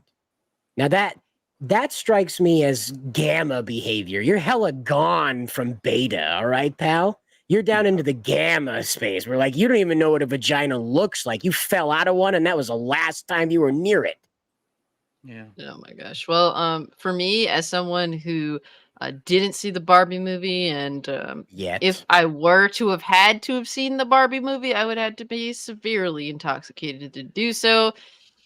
When I look at a dude that, making their own choice to go see this movie and not for, to add some sort of online critique, review, etc., etc., etc. If you on your own volition were like, I want to go see this Barbie movie, and it's not because, well, you have an insane, mentally deranged wife, you look like a little cunt. Like, you as a dude look like a little bitch. Like, the fact that I would not see this, it's like it's the equivalent of dudes that I see that paint their nails. I don't paint my nails. If I see a dude that paints their nails, I'm going to look at them some type of way. The same way I look at motherfuckers that,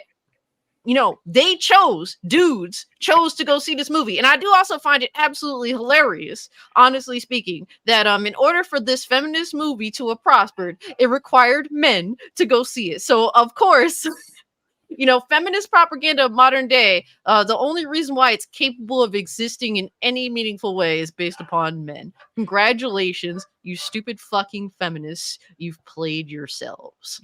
I would see how that works a lot better when you just get to the point rather than ramble on for 5 minutes where it just gets awkward.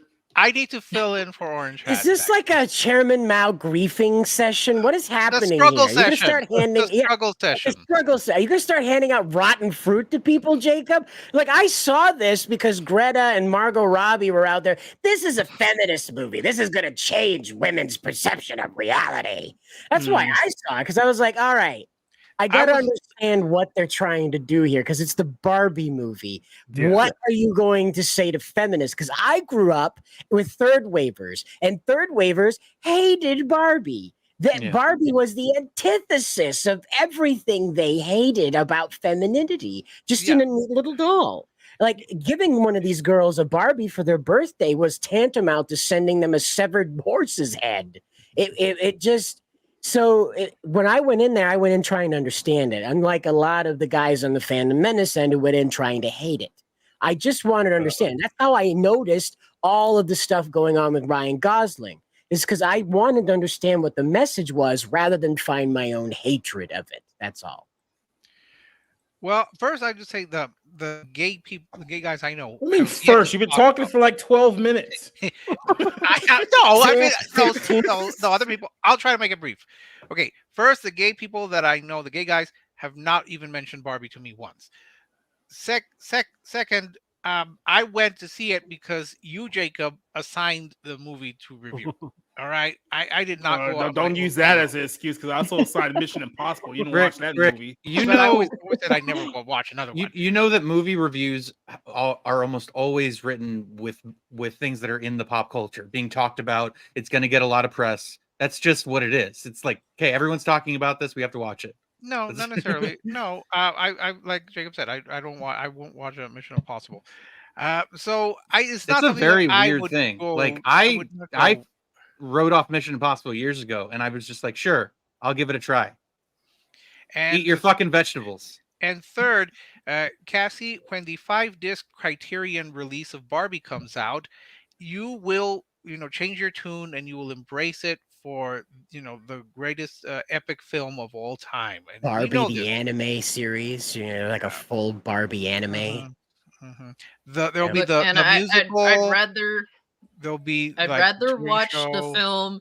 I forget what that film is called from the 40s. Was it Black Narcissus, where the nuns go to like Black Narcissus. Black yeah. Narcissus. Yeah. That is Yes, a great movie. I'd rather watch that. It's I'd not. rather watch that It's a a million great times. movie. It's not a great movie. Beautifully Powell shot. and Pressburger? No. Oh, I'm sorry. That I'm was sorry you like don't 40 appreciate that. CGI, or where they have the painted Black backgrounds Narcissus instead. and the Red Shoes. I mean, But- they did great work. Rather To watch bring Peeping it back Tom. to Mark here with his stupid comments. Yeah. What I mean is that the third wavers that I grew up with, even the men, right? So my generation was the third wave feminist kind of like stink was everywhere. This was female superiority, female control of the home, female dominance in the workplace. This is what their mission was. It was no longer about equality. It was pushing men out of the way. And so where Mark comes from is he's been indoctrinated by this ideology. I don't know why he's embracing the mentality of millennials, but this is what we were fully indoctrinated in as children. Most of our teachers were female. Most of the authority figures we encountered within the school were female. The janitors were mostly men. And so there was a lot of shaping in the mind of who exactly got to make the rules in society before you were released out into it. And wouldn't you know that even the male professors you meet at their college are kowtowing to these super feminists telling them that they're just evil because they pee standing up. And they'll teach you that as the figures of authority. So this is a compounded idea that Mark is speaking about. So what he's really angry about is they're not responding, these guys like me, they're not responding to the third waiver programming that was instilled about 25 years ago. But it's interesting when you talk about the third wave feminists. We saw them in Barbie. That was America Ferrera's daughter and her friends.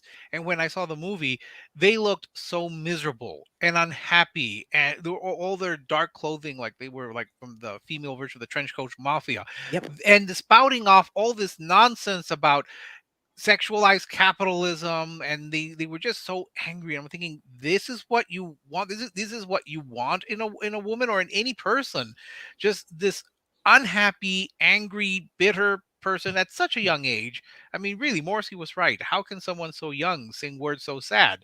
Usually I talk about that when I talk about Rob, but in this case it was for the girls. They just looked so angry. Why would you hold these up as feminist? I'd rather go with Barbie. She's at least happy.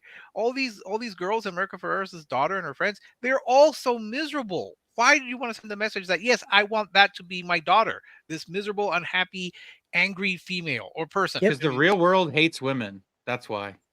Apparently, Yes, it does. somehow. Most women hate women too. So yeah, they do. That was also I the do. theme of the film Can't as well. fucking stand them. No, they're pretty Except for awful. Miss Ross. Miss Ross, you love Miss Ross. Yeah, they're pretty good. But this she's is more what- than just a woman. She's the evil queen diva. Okay. This is what So Mark's getting at. her job, her life's work is making other women absolutely miserable. That's why I love her. So. I think that's your role model, huh, Kathy? I think he could have done Hell this yeah. whole thing without talking about the other people responding to it. You know, like he could have said the nice things about the movie, and like that would have been it, and that would have been fine. Look, Yeah, but then no one will want to hear about his opinion. When you spend as much time as this motherfucker does at a crack den, you lose your brain cells, and then you start to think like a fucking woman, like a fucking like these third wave feminist retards. That's really kind of just what goes down. Or fourth wave, where you start telling people men can be women. He should hang out with America Ferrera's daughter in the movie, and they'd be simpatico because they're really so angry. You remember at the end of the movie, she was in a hot pink dress, right? The funniest thing about this feminist thing is that the girl goes from being miserable and masculine, wearing a black hoodie that doesn't fit her well, a bulky t-shirt, baggy pants, greasy hair that's kind of messed up, just hanging, right? And as the movie progresses, her clothing lightens up and eventually completely changes to where she's wearing a pink dress and barrettes in her hair, and her hair's got that Farrah Fawcett bob at the bottom of it and the flare back and stuff, hyper feminized. And at its completion, the mother and daughter are now having their relationship repaired. They are now united in their belief that Barbie's a good person, and they see each other, and they're now communicating like they weren't before. So it's very interesting to me that this movement, who for my youth was like, women can wear suits of armor, we shouldn't make boob armor. The armor that's a bikini shouldn't have the same armor rating as plate armor. You're ridiculous. And at the end of the Barbie movie, that's supposedly all about empowering women, the only way to making your life as a mother better and as a daughter better is to hyper feminize. But you still get to bash the father, who is sure. They got out of the car and left him with his Spanish lessons. Okay, as far as he knows, they're just gone. Him speaking Spanish is cultural appropriation. Correct. Apparently. Yeah, which is a amazing. really stupid line.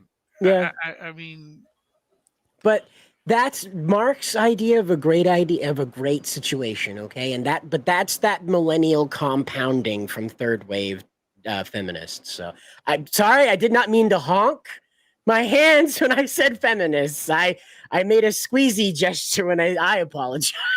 It's okay. I get excited too. I didn't even notice it. Yeah, I do think like Barbie's still an icon, so it's going to have legs, and if they happen to be nice, shapely, feminine legs, I think that'll go further, Yeah. So I don't think that it's good for women to forget that they can be feminine. I mean, even Cassie knows she can be, but she chooses to be what she wants, and that's part of the fun of being who you are, A cat person. I think that one of the things that I've been trying to teach my kids, because I have kids, everybody, I have kids. Did you know I have kids? That's my Jacob, how dare you have one of those birthing people on here? Exactly. I'd heard rumors. Is the world will tell you basically who they want you to be, and you have to be strong enough to stand up for yourself and tell them that you're not going to do anything you don't want to do. And you can't escape who you are. My eyes are always going to be a certain color. My hair is always naturally going to grow a certain color until it's gray, and since I have kids, it'll probably be soon. But it's I'm not going to be able to escape certain things about myself. And this idea that you can just kind of go to the hospital and change things about yourself is kind of ridiculous. I mean, most people who say stuff like that don't understand basic science, let alone complicated science, and then insurance policies. So, yeah, This movie is nice to celebrate the feminine part of women, and it's nice. And the idea that Ken gets a little bit of an arc and a power trip, and the patriarchy is a big illusion. That's kind of cute to play with, you know. I mean, but at the end of the day, it's just like a Barbie. You put it in the box and you leave it alone. You go to bed. Yeah, honestly, like I didn't see the Barbie movie at all. I don't have any intentions to. What Mark said, I mean, was incredibly immature, man. I mean, but at the same time, it's like that on both sides, man. People gotta chill I mean, like I said in my video, people gotta chill the fuck out and just like where's the entertainment, man? That's what I care about. I don't give two shits who's in office or who's right ring, left ring, chicken wing. Who gives a shit? I want to be entertained. Like it doesn't matter like about any of this shit, man. I mean, I still like Marc Maron, even if the thing he said was incredibly stupid. He's one of my favorite comedians of all time. That's never gonna change, even if he's on some ultra liberal shit. Well, never say never, but but it's like he used to work for Air America. So, and I know you don't know who that is, but it's like like Rachel Maddow, like him and Rachel Maddow used to do talk radio together. Air America was going to be the left wing response to like Rush Limbaugh, Sean Hannity, all those types, and they were going to dethrone them and turn a nation into the left because they were going to dominate talk radio. I don't think that actually happened, and I say that as someone who has not heard talk radio in decades. Well, I'll say this. Oh yeah. Well, no, I wanted to make here. We're currently at 99 subscribers on Rumble right now, so I'm gonna go ahead and shoot over the link to the Rumble podcast. So hopefully we'll hit that 100 subscribers or 100 followers over on Rumble before the show is over.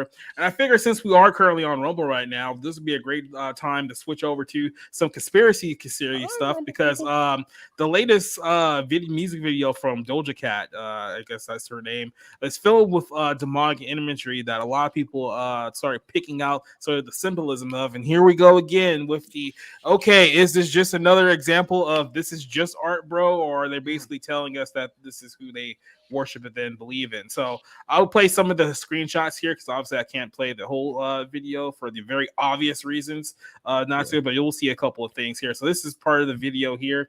Actually pull that one down here so I can show you guys what I'm seeing here. But it starts off with her covered in blood, ripping out her left eye, which I believe is a direct reference to the eye of was it Horus, I believe it's called, where essentially let me make sure I have this one correct here because somebody did just literally send this to me before we head on here.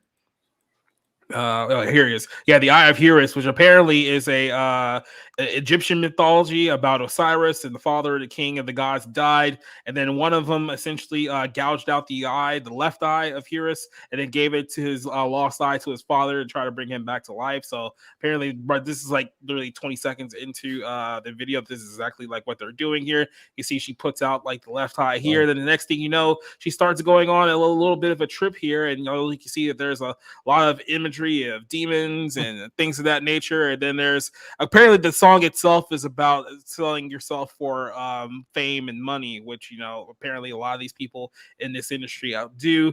Then you can see here she starts having a little grinding session with the Grim Reaper here, which is the image of death.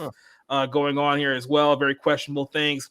Then you get to see her in full blood here, which is tons of occult references here to blood and things of that nature. Then the next thing you know, like the next scene, it's like it's her and some other guy, and they're both dressed as devils, and there's a lot of weird stuff going on here as well. There's even like a little sack here with like a little monster going on there as well. People are like, what the hell is going on with this? Then I guess this was an image of cannibalism that we were seeing here, or at least some kind of reference to cannibalism as well. So people obviously saw this and they were like, what the hell is this? And it seems to be just the latest trend of one big name artist after another, just making multiple references to a lot of demonic imagery. And we keep telling ourselves that, they're just trolling. They don't actually mean any of the stuff that they're doing here. But after a while, I think, Rob, if you remember this, if you watched Revenge of the Sith. I think it was like last week or whatever it was. I think Merch was the one that mentioned this. It's like, people who say that, oh, it's just art and there's nothing to this. It's like, well, art is supposed to be like a reflection of like yourself in some kind of way, right? So if you were to go over somebody's house and they have a bunch of pictures all over their house of just naked children, and it's just like everywhere, don't you have some questions to that person about why is it that you seem to have all your pictures are about naked kids? Does that seem a little bit like odd and weird to you, that this is the thing you seem to obsess with? And I don't know, there's just been a number of this from so many artists I can name over the course of the last few years. Charlie XCX, obviously Sam Smith is a popular one right now, a Lil Uzi Vert, Lil Nas X, where it's just being over and over and over again. So I don't know who wants to take the first hit on this one. Actually, I'll let TW go since you're the guest and Rick rambled on for all the time. Didn't let you talk. I'm going to go ahead and get your thoughts here on this subject. Do you notice that a lot more people, especially in the music industry, seem to be either promoting the idea of Satanism or propping up the idea of Satanism? What kind of is your take on it from an outsider's perspective here with a lot of this yeah, like, I mean, some of this new stuff I do listen to, some of it I do like, but no, I notice it like crazy. It's incredibly blatant. It's blatant as hell. It's like people used to say that like rock and metal music were so satanic, but I'm like, nowadays it's fucking pop and hip hop, which I don't even, it's like pop and hip hop now. That's basically more of that than ever. But it doesn't surprise me that Doja Cat's doing this. She's always been a bit of a weird chick. So I mean, it's just like it's definitely something she wants to get out there. And I wouldn't doubt that she's into that sort of shit whatsoever. And look, I just want to say real quick, look, I'm somebody that in my past I have said this before, like, oh, it's just art or it's satire or and what I will say is this, okay? I think a lot of people have very poor media literacy, and I don't mean anybody here. I mean generally, like on Twitter. I mean, I saw this with Oppenheimer, where people had because the main character doesn't come out and say I'm a bad person or I'm deeply struggling with this choice, that it's not contemplative over his actions. Like there's a lot of art out there that shows disturbing shit, but that has a contemplative aspect to it that says this is wrong. Like Scorsese's gangster movies, where it's like, you're following The Wolf of Wall Street. You're following these violent, above the law kind of individuals. Guess what? They all die, go to prison, or you know what I mean? Something bad happens to them. It doesn't end well. And so as long as your art is reflective of that or is satirizing, like, look how ridiculous these people are, look how hypocritical they are, all this stuff. If you're not doing that, okay, and you're simply just celebrating an evil persona, that's a little weird. That's a little like, okay, but what's the point? Like, what are you trying to communicate here if it's not just degeneracy, degradation, just being completely at odds with the natural world? And again, I'm not religious. I don't even necessarily believe that there's like an evil cabal. I just don't know. I have no idea. But I think that there's a line between genuine art, artistic expression, trying to communicate something meaningful or insightful versus just this kind of tawdry, nasty, gross, trash. Look, I think there's always been artists that have just been like generally out there. You can say that kind of their persona is more to be like shocking and intimidating. Like you can say this about people going back as far as like Gigi Allen, for example, even like Marilyn Manson, like when he first like came out. So like you can say that, well, that's his persona to be like shocking and like I guess you can argue thought provoking in some instances too. But we've gotten to a point where Hollywood, where it's not that one like kind of out there like artist that when people refer to.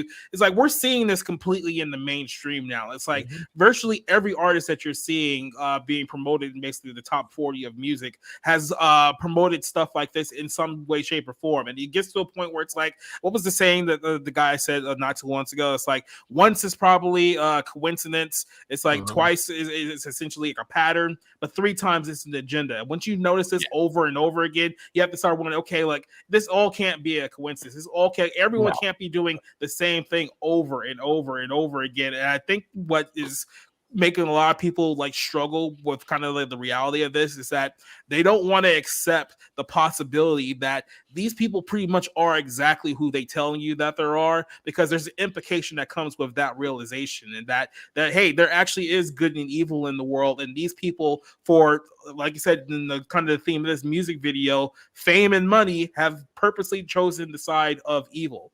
Right, and a lot of people don't want to accept the ramifications of living in a society where, hey, guess what? Maybe some of the people who are in positions of power, especially the really popular people that you know in today, maybe they're on the side of evil, and maybe they're the reason for them doing this. They're trying to decentralize people to it, normalize people to the idea of evil, and this is something that is talked about. If you are a person of faith, especially in the last days, there's going to be a great falling away from the word of Jesus Christ, and more people are going to turn to acts of evil and lawlessness. And we're seeing that both in our entertainment and in our reality too. Like we mentioned it earlier today, the riot that happened a few days ago in New York because somebody said, "Oh, I'm giving away a PS5," and a bunch of people just turned up and started beating the crap out of people, stealing from people, and burning down a section of the city. And it's like all these things have been foretold. All these things said that this stuff is going to happen. It's like, I'm just wondering at what point are people really going to start paying attention and questioning a lot of the stuff that is happening here, rather than just kind of like being dismissive of, oh, it's just art. Oh, they're just trying to get a reaction out of you. It's like, I don't think that's the case anymore. Maybe you can make that argument decades ago, but now I think it's too blatant to be ignored at this point. Well, yeah, I mean, I think that was the case going even further than you, Jacob. I remember when Alice Cooper was supposed to be satanic and all that evil stuff, and now it seems almost tame compared to what's going on in today's culture.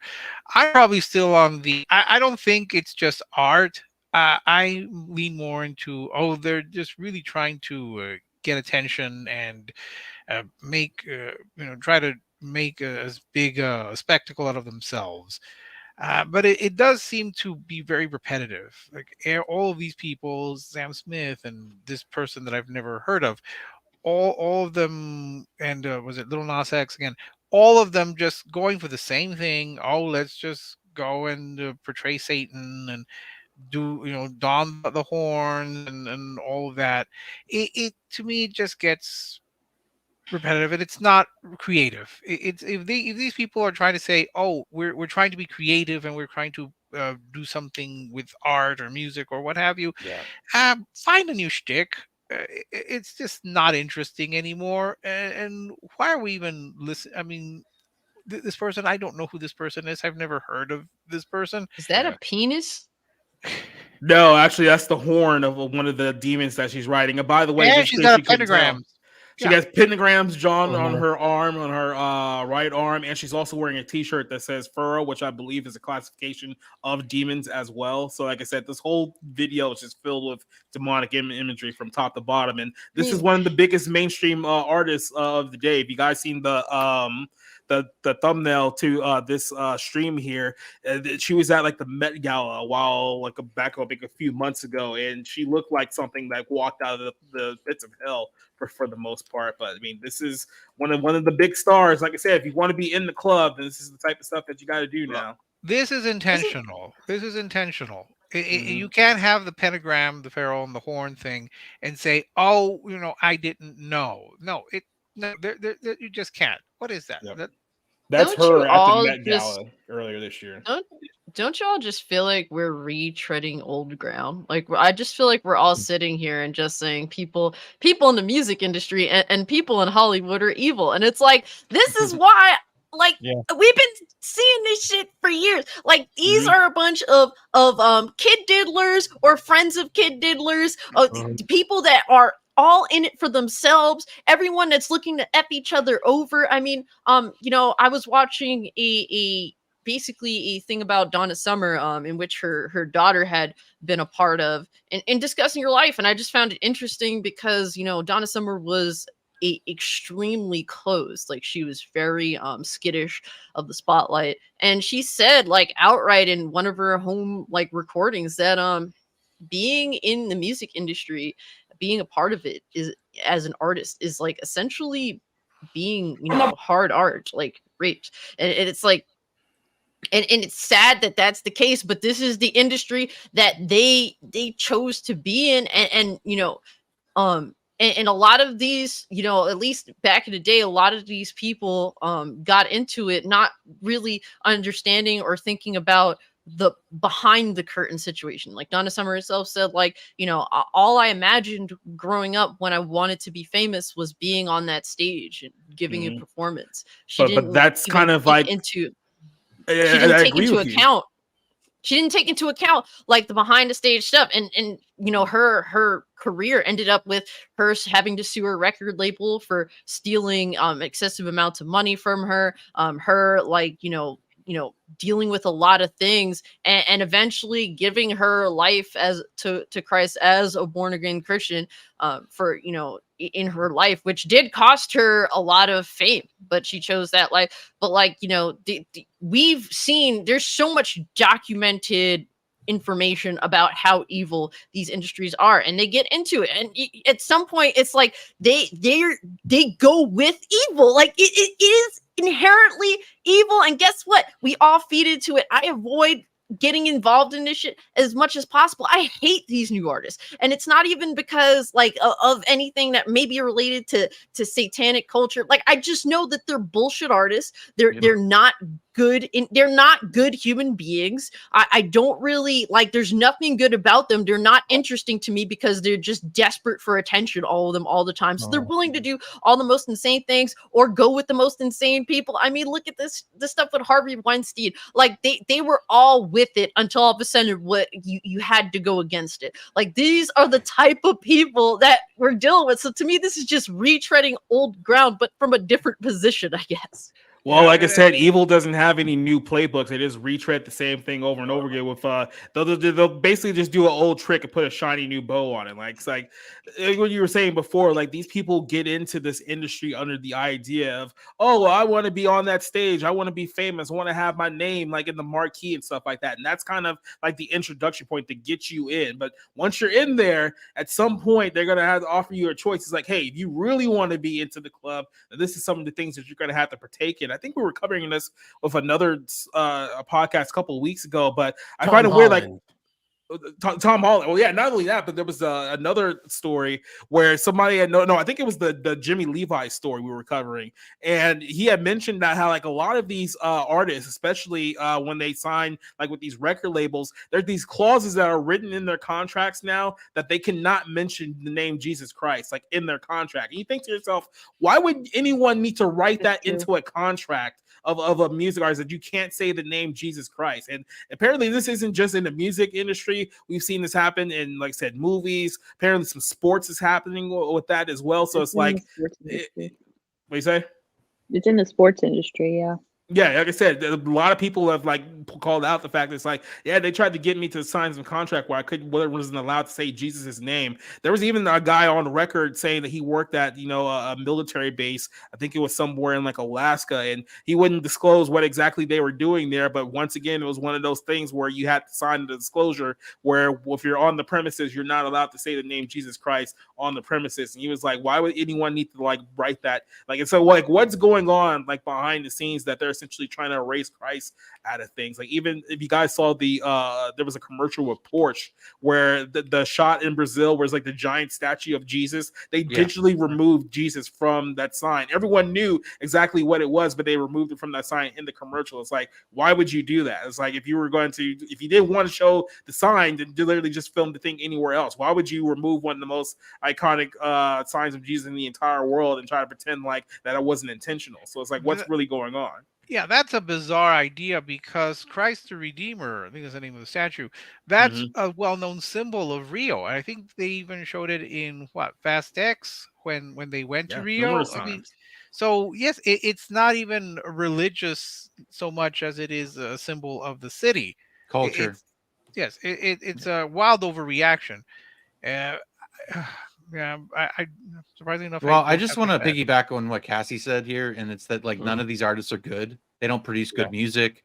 And here's the thing: like maybe this is true of Hollywood, that it's been a subversive, evil place that people get up to all kinds of shit. And maybe that's been true since the 1920s. Okay, and to an extent it is. But at least these people an art form and a craft and trying to produce something good, like doing something that meant something.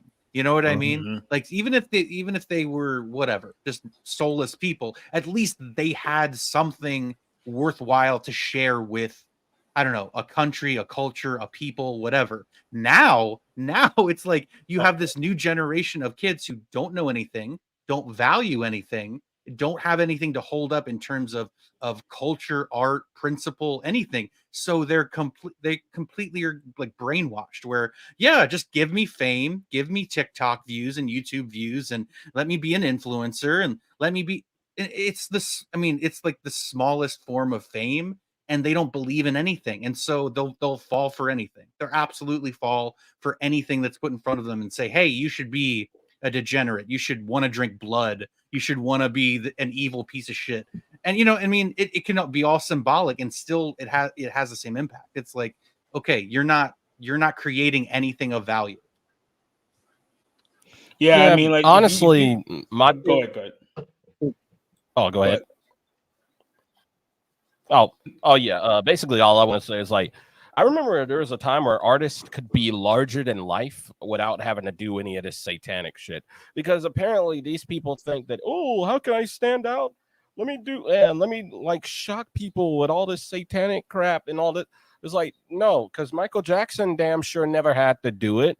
And it's like lots of people didn't have to do any of this stuff to make them stand out. Some of these people I do believe are genuinely like demented and into this satanic stuff. Some of these people I think are so uncreative or so incredibly unoriginal that they feel like, oh, let me do this satanic stuff, this demonic stuff just to stand out. And it's like, it's the lamest shit in the world. And it's like, if you feel like you have to do that in order for people to like, hey, look at you, then that just shows how much you suck. Yeah, I mean, going back on what TW said, remember Michael Jackson's Thriller video started with a statement saying that this is the way is an endorsement of the occult, because he was brought up Jehovah's Witness and that bothered him. So they had to put that statement out in the video. That is a radical difference from what Doja Cat and Lil Nas X and all of these other people are doing. And keep in mind, when we were talking about the Jimmy Levi story a month ago, he was saying that his grandmother was a medium, a spiritist for people like Michael Jackson and Elvis. So they were even saying that even though they may have been more subtle about their occult activities, there has always been rumors of them there. Like, I'm pretty sure you guys can find videos about some of the stuff that Elvis was involved in, which is kind of funny because they always try to portray Elvis, even in that movie we saw last year, as, oh, he was this nice choir boy brought up in the church and he was so close to God and his mother. And then behind the scenes, there was some other stuff going on there, which probably led to his downfall and his early death. On the toilet. Yeah. Yep. Like the thing about Michael Jackson, I remember them saying that, remember when Michael Jackson, I think the reason why he died was because he was on all these drugs trying to force himself to sleep, right? Because he was like obsessed with sleep.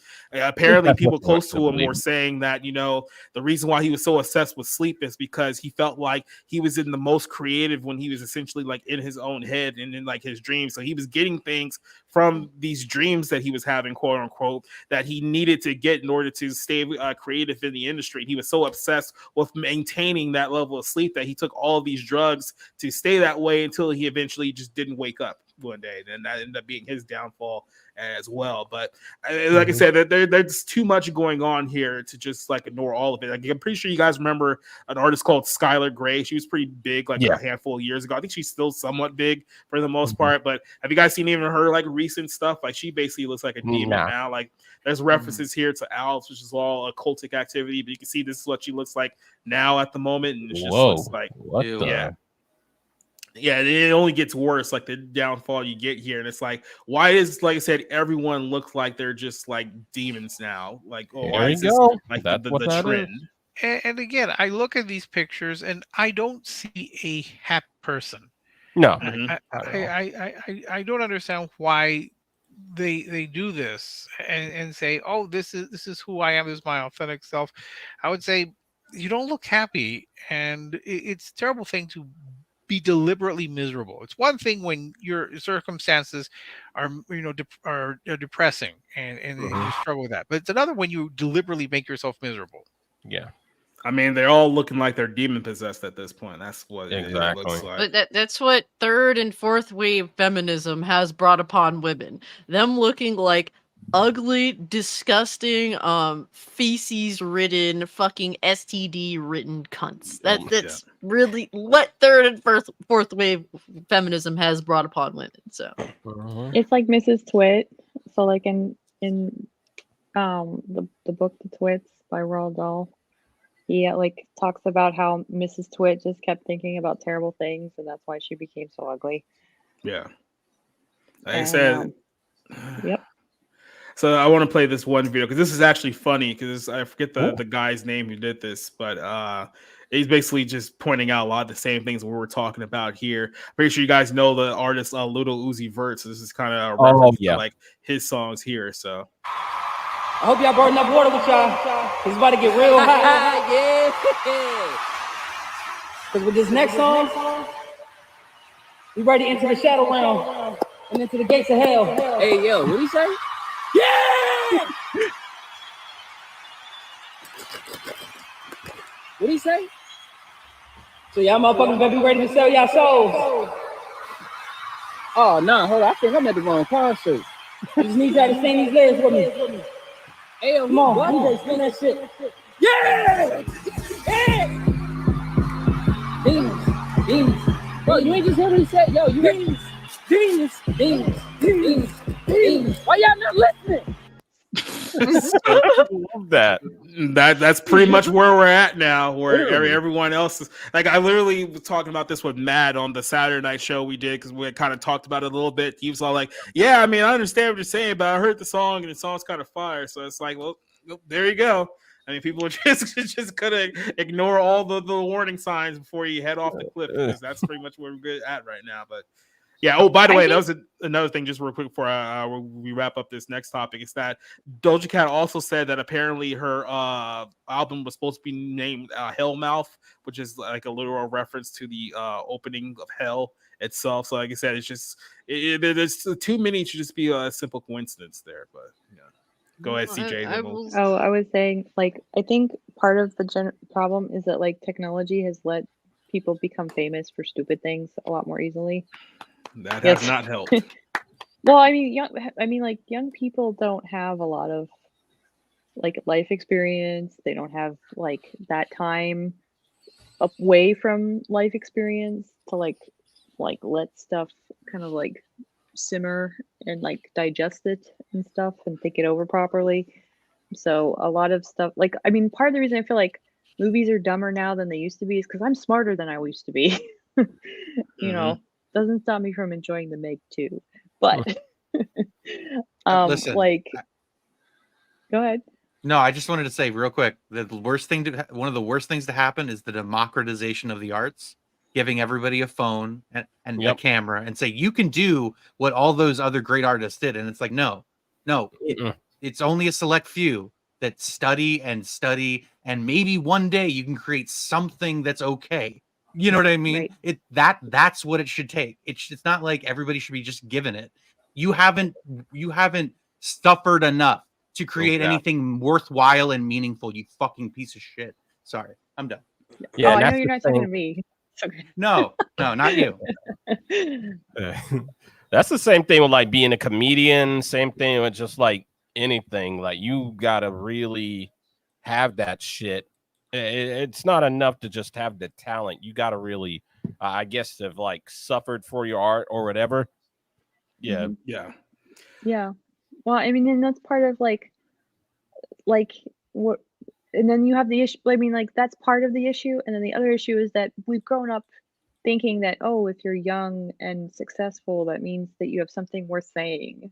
And it's like, if you're a dumb person who just magically has been given the power to communicate with a bunch of other dumb people, chances are you don't actually have anything that's smart or brilliant or insightful, other than that, like, maybe it was a mistake to give you the technology in the first place. So, well, I don't know if that explains David Hogg and all his cohorts. Yes. We'll get Well, to I mean, that. like they basically suffered like a train wreck of trauma in front of everybody, and they thought it was therapeutic. And like, look, like 5 years later, we have TikTokers that are like crying in their cameras, and it's like this is not actually a good idea. You know, grief is this is. I mean, the attack was very personal to them. This is something that you deal with on a personal level with people that you trust, not a public audience that's practically salivating for you to go into some kind of suicidal despair for their entertainment. Performance art. It's gross.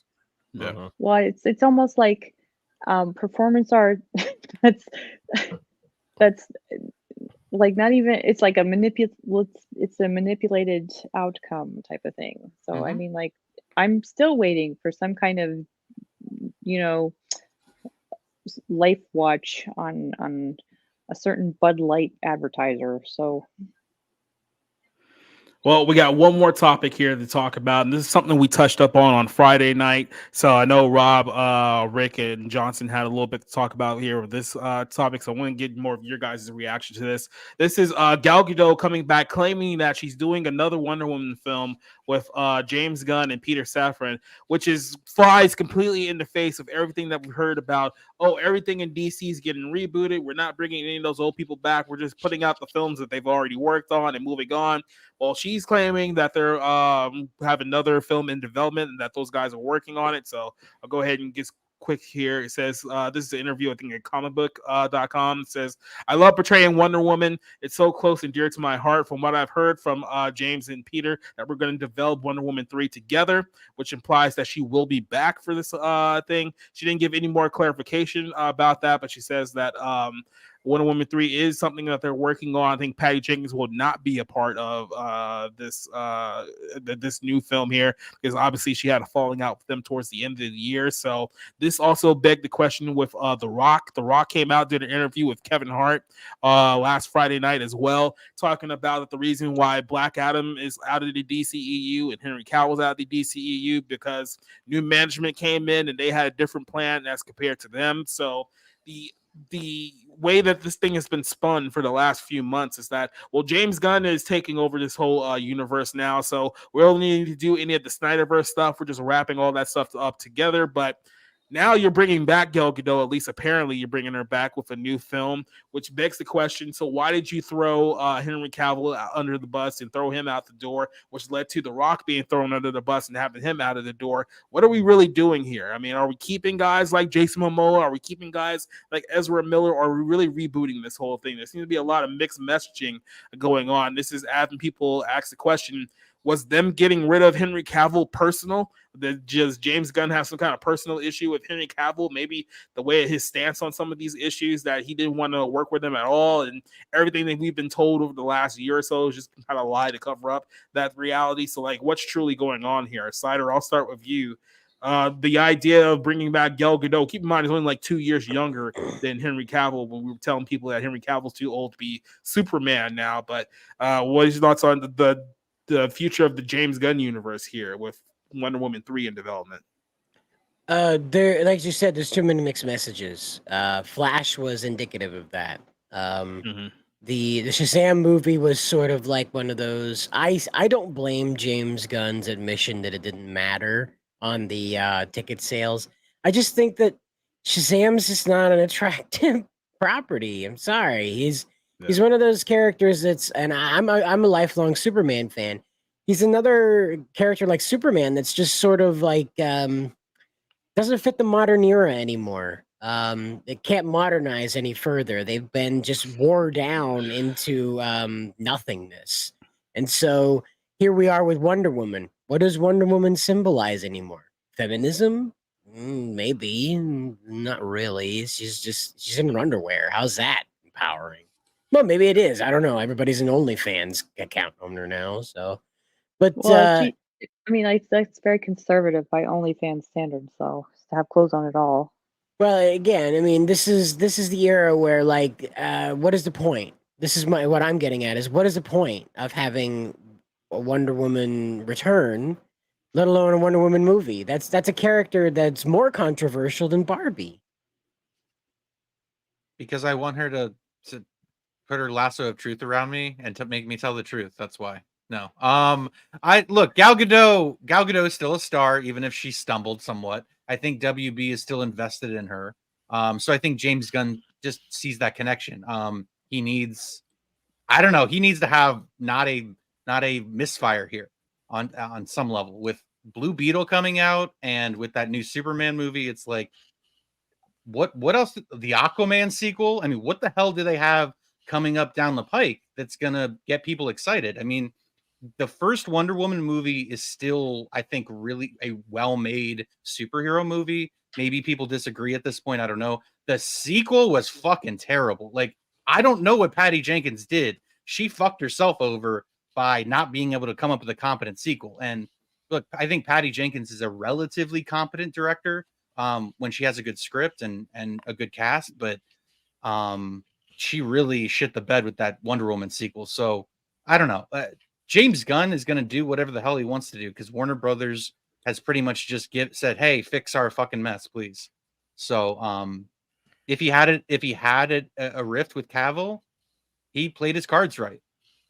Black Adam didn't pan out, and maybe by that point it was too late anyway. So we'll see. But yeah, Gal Gadot has some star power. I think again, Warner Brothers is a studio that is tied with Cleopatra, which has her in the lead. So this might just be a move at the end of the day. Well, I would say this is someone who still insists that Henry Cavill can't act, but he was, or he is still very beloved as Superman by a large... And Gal act, though? Well, I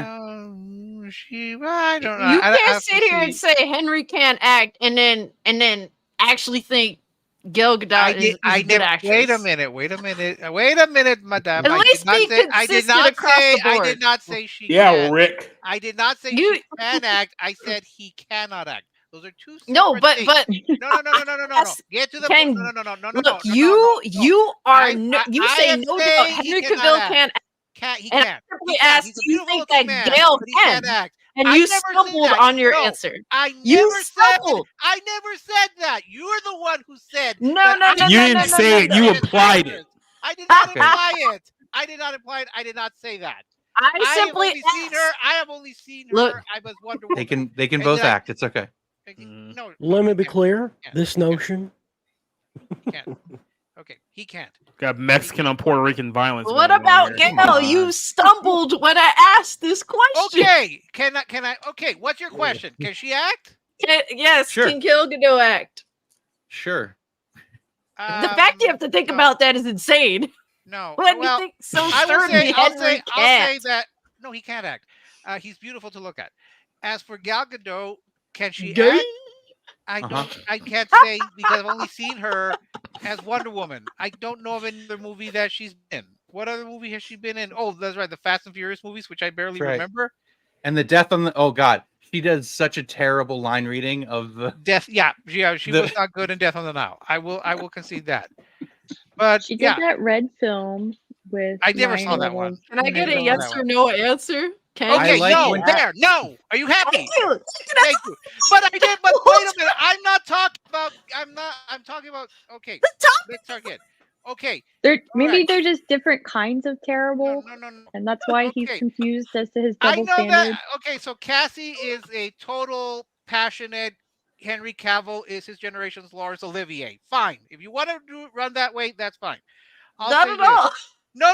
You're saying he's a great actor. Fine. I don't think he is. He can't act. He's beautiful to look at. Hey, can you at least ask me if I think he can act or not? No, I won't. Because now I'm in a foul mood. Now, I'll say that why she comes back, I don't know. I honestly don't know why she's back and Henry Cavill's not. And again, as he's Henry Cavill, a lot of people love him as Superman, which is great. If they got enough passionate fans who would go to a Superman movie to see Henry Cavill. They even included him in The Flash in a roundabout way. And I say this as someone who's not a fan of his. They did him wrong. They did Henry Cavill wrong. Whatever his limitations as an actor, and there are many, he deserved better than what he got from James Gunn. Whether it's a personal thing, I don't know. But look, from my view, just kill the DCEU. There's no point to have him there. I mean, there's no point to have the nobody's gonna watch what Blue Beetle. Nobody's gonna really. Who's gonna be passionate about Blue Beetle? Who's passionate about Aquaman? Who's passionate about? Who's even passionate about Black Adam? These people or Shazam. These characters that not many people have heard of outside the hardcore comic book readers, and they've even messed up a lot of that. I remember at the end of, was it Black Adam or Shazam, where they had the little worm talk. It's like, what is this? What is this? I don't know what the little worm creature thing is. Let me ask you this question from Neozoic real quick. It says that do you think that they got rid of Henry Cavill because of the respect the fans and materials type of guy, and guys like James Gunn doesn't like him? It's possible. All I can say is that it doesn't seem like that Henry Cavill is in with the club that we were talking about a little bit earlier, but James Gunn certainly is. And if that was any kind of, I guess, intuition for them to see Cavill out the door, it probably had a lot to do with it. I know The Rock and Cavill both have the same agent, so maybe they were thinking that those two were trying to power play for a better position in the company, but I don't see how that works since he's already Superman to begin with. So, Well, like I said, it just feels like the more logical conclusion that there was something personal going on behind the scenes rather than, oh, they just didn't want Henry Cavill anymore. I saw it more as of a power play. Like James Gunn, he's taken over and he's going to be in charge and he's going to clear house and he's going to show everyone that he can do anything that he wants. And yeah, here's this guy that's very popular with the fan base. I'm going to show you my power because I'm going to kick him out. And I don't have to listen to The Rock, who is supposed to be a big action star. I'm going to kick him out.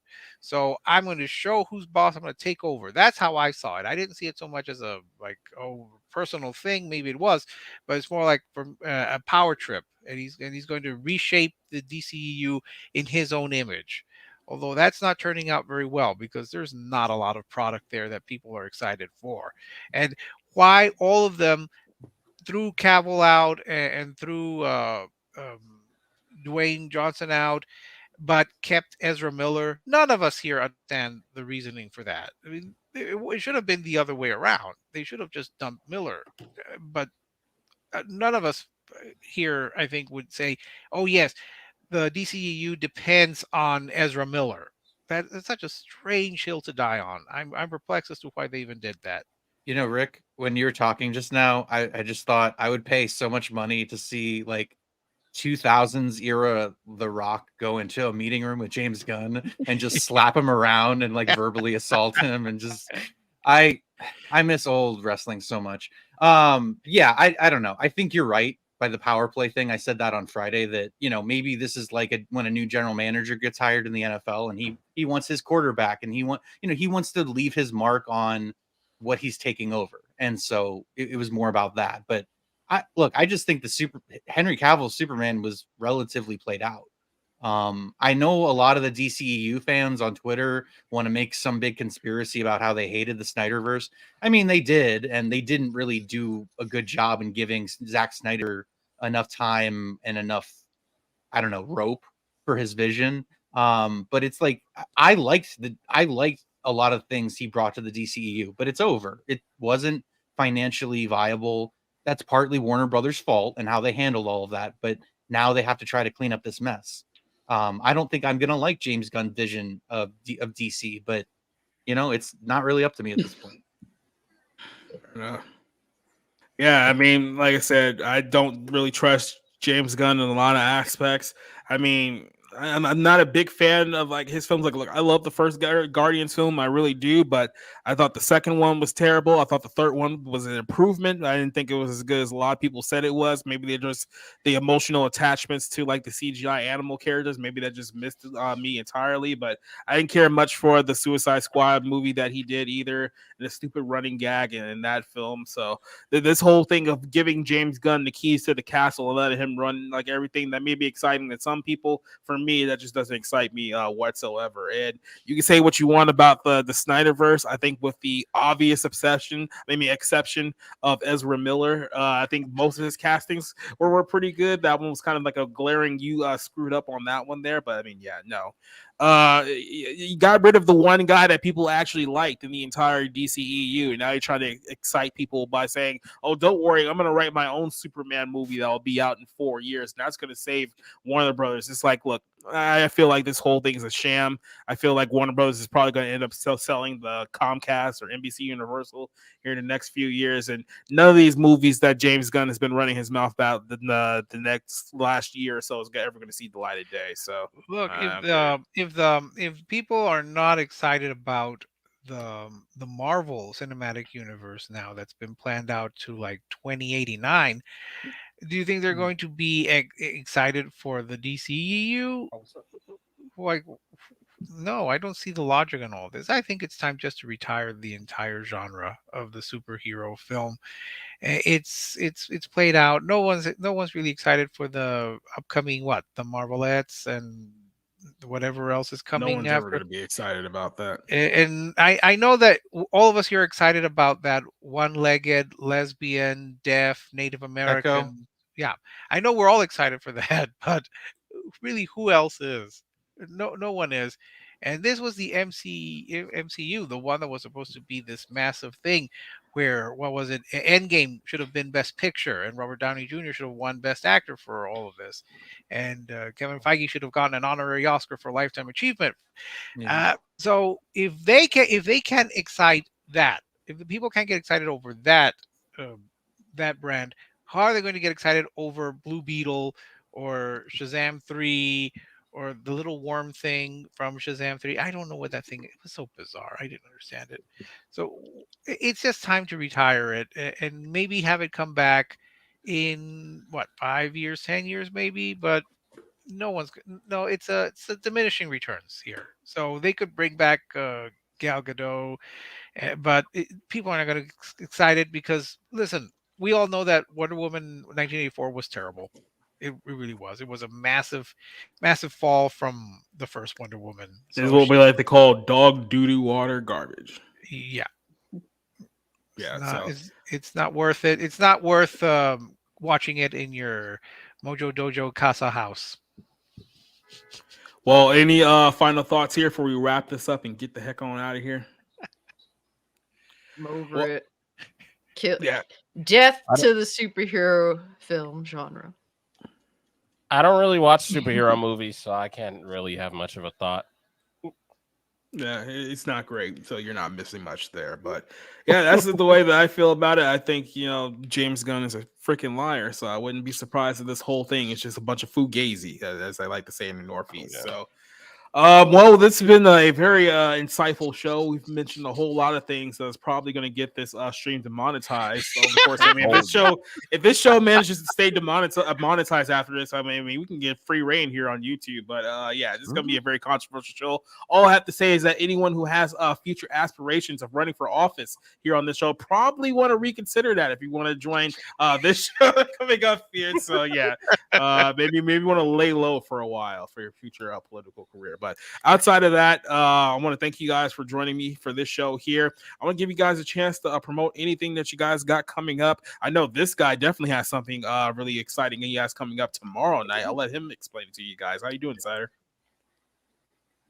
Oh, the Black Pill stream. That's right. Over on Bounding into Comics, I believe that one of the editors, Spencer Paculi, in the chat here, he is going to be in the lead again, choosing our topics. But Jacob, you'll be there, right? Hopefully, yeah. Yeah, I'll be there. All right, yeah. So at least there'll be the three of us there to make a mess again. I'm not sure if Mr. Trent will be back from vacation. And also, John Delarose is back streaming again over on his channel, John Delarose. And that's a dank stream, by the way. So we'll check you out there. But also, don't forget to hit like and subscribe on this channel and become a member. There you go. And actually liked our show that we did last week, and it was just me, you, and Spencer. So hopefully we can keep that dynamic going for at least one more week. Nothing against Josh or John, or him too, I guess. But I mean, let the maniacs run the show. That's all I'm saying. Cassie, what do you got coming up? Well, on my YouTube channel, really close to 2.5K subs. So anybody that is into gaming, definitely go check out Cult Classic Cage on YouTube. Also stream on Kick. I just dropped a video of basically dumping on Take-Two for basically porting Red Dead, and apparently the CEO of Take-Two has said like, yeah, this is proper pricing of this game, so I'm gonna have to make a video just jumping on this greedy piece of shit. So if you're interested in that, definitely check out my YouTube channel, Cult Classic Cage. You can follow me on Twitter and Kick, Cult Classic Cage. It's fun hanging out with you guys again. Roberto, what do you got coming up? That makes me depressed. Take-Two, I'm pretty sure released Max Payne, so that's Yep. insulting. So I'm sure they'll try to fucking do a port of that in the future. Anyway, William Friedkin died yesterday, who is one of the great directors of the New Hollywood. Yep. One of the greatest directors of all time. The French Connection, The Exorcist, Sorcerer, many other movies. It's sad. He was 87, but so he was up there. But I'm probably not going to do anything regarding that. I just wanted to talk about it, and yeah, I'm just watching movies. So just yep. There's the link or whatever. Just follow there. Yep. Bye. Fat girl, what do you got coming up? Oh shit. Hey, I actually have something to shill other than tell you just go buy my books today. So I'm trying to yep. Thank you, Jacob. You put it in the link too. So I'm trying to crowdfund for my comic book Discord. It's Atlanta's guardian angel of music, superhero with musical superpowers, and he goes after human traffickers. So sorry for demonetizing your stream, Jacob. All your fault. Yep. I'm more or less raising the funds for issue number 2 right now because issue number 1 is done. My printer has the files. I should be getting the proof in the mail any day now. Congratulations. Yes, so it's very lovely, and yeah, just go give me your money. Thank you. All right, Rick, what do you got coming up? Well, I've got just my. That's great. TW, what you got coming up? Yeah, man, bro. On the TW Booty Hunter channel, we do it all, bro. First off, one thing I want to say is I'm glad my green screen's working again, and I'm back hanging with you guys again. It's really cool. In the latest video I did was part 2 of my playthrough of Shadow the Hedgehog. Basically just Sonic the Hedgehog, but in edgelord form. But yeah, so check that out. All right, we can go back to you. What do you got coming up? Okay, just my weekly haiku, my reviews to coincide with some of the performers for Turner Classic Movies, Summer Under the Stars. I think I posted the remake for The Champ, which was not a bad movie. And so, yeah, that's pretty much it. Just trying to catch up with the reviews. And yeah, that's pretty much it. And sending a quick message to Orange Hat. I hope you get well soon and we see you here. Damn, great. Yep. And then letting you know what I got coming up. So Friday's show is kind of in limbo at the moment because I know Rob won't be available, and Rick, I don't think you'll be available either, right? No. Yeah, so I might have to move that show to Saturday. But Saturday, we're going to be talking about the new Gal Gadot film, The Heart of Stone, the one that's coming out on Netflix. So we'll probably move that one on to Saturday. Have some people on to talk about that film. This coming Monday, we're doing episode 5 of the Bible Lens podcast. Last night, Cider joined us in to talk about AI and central bank digital currency. So if you haven't seen that and one Barbie. yet, and a little bit of Barbie too. Yes, we did talk about Barbie as well. But if you haven't Barbie seen that is one, the definitely go check that one out. This week, next Monday, we're going to be talking about the Antichrist, and if the Antichrist is Islamic. So we kind of buttered you guys up for those first few episodes, and now we're going to start angering some people with these next few episodes. We're probably going to lose some friends and subscribers over the next couple of weeks, but we're going to do it anyway. And then next week, here on the podcast, episode 61, of the podcast will be here. We'll be talking about whatever stupid stuff comes up in entertainment and sports and all the other nonsense. So I want to thank all my guests for joining us here. Cider, Cassie, TW for joining us once again. Rick, Rob, Johnson, everyone in the chat to join us here tonight. Like I said, I'm still working on the outro for you guys in the chat. I'm still putting it all together there, but you guys know the regulars who have been with us since the very first few episodes here. And then, yeah, I think you even got Spencer in the rabbit hole for so that next episode on Monday night's going to be a big one. You should definitely check that one out. But yeah, to all you guys who have joined us here for so long, thank you guys for joining us. Thank you guys for being along for this ride. But we have to roll out, so we're going to go ahead, play the outro, get out of here. Josh is going to be disappointed because Spring Yard has been officially retired. We're not doing Spring Yard anymore. So as Bret Hart once said in a very infamous promo in 1997, tough shit. Good night, everyone. Bye-bye. Night, everyone. It's over. Go home. Get the hell out! Get out! Get out! Get out! Okay. Get out! Get out! You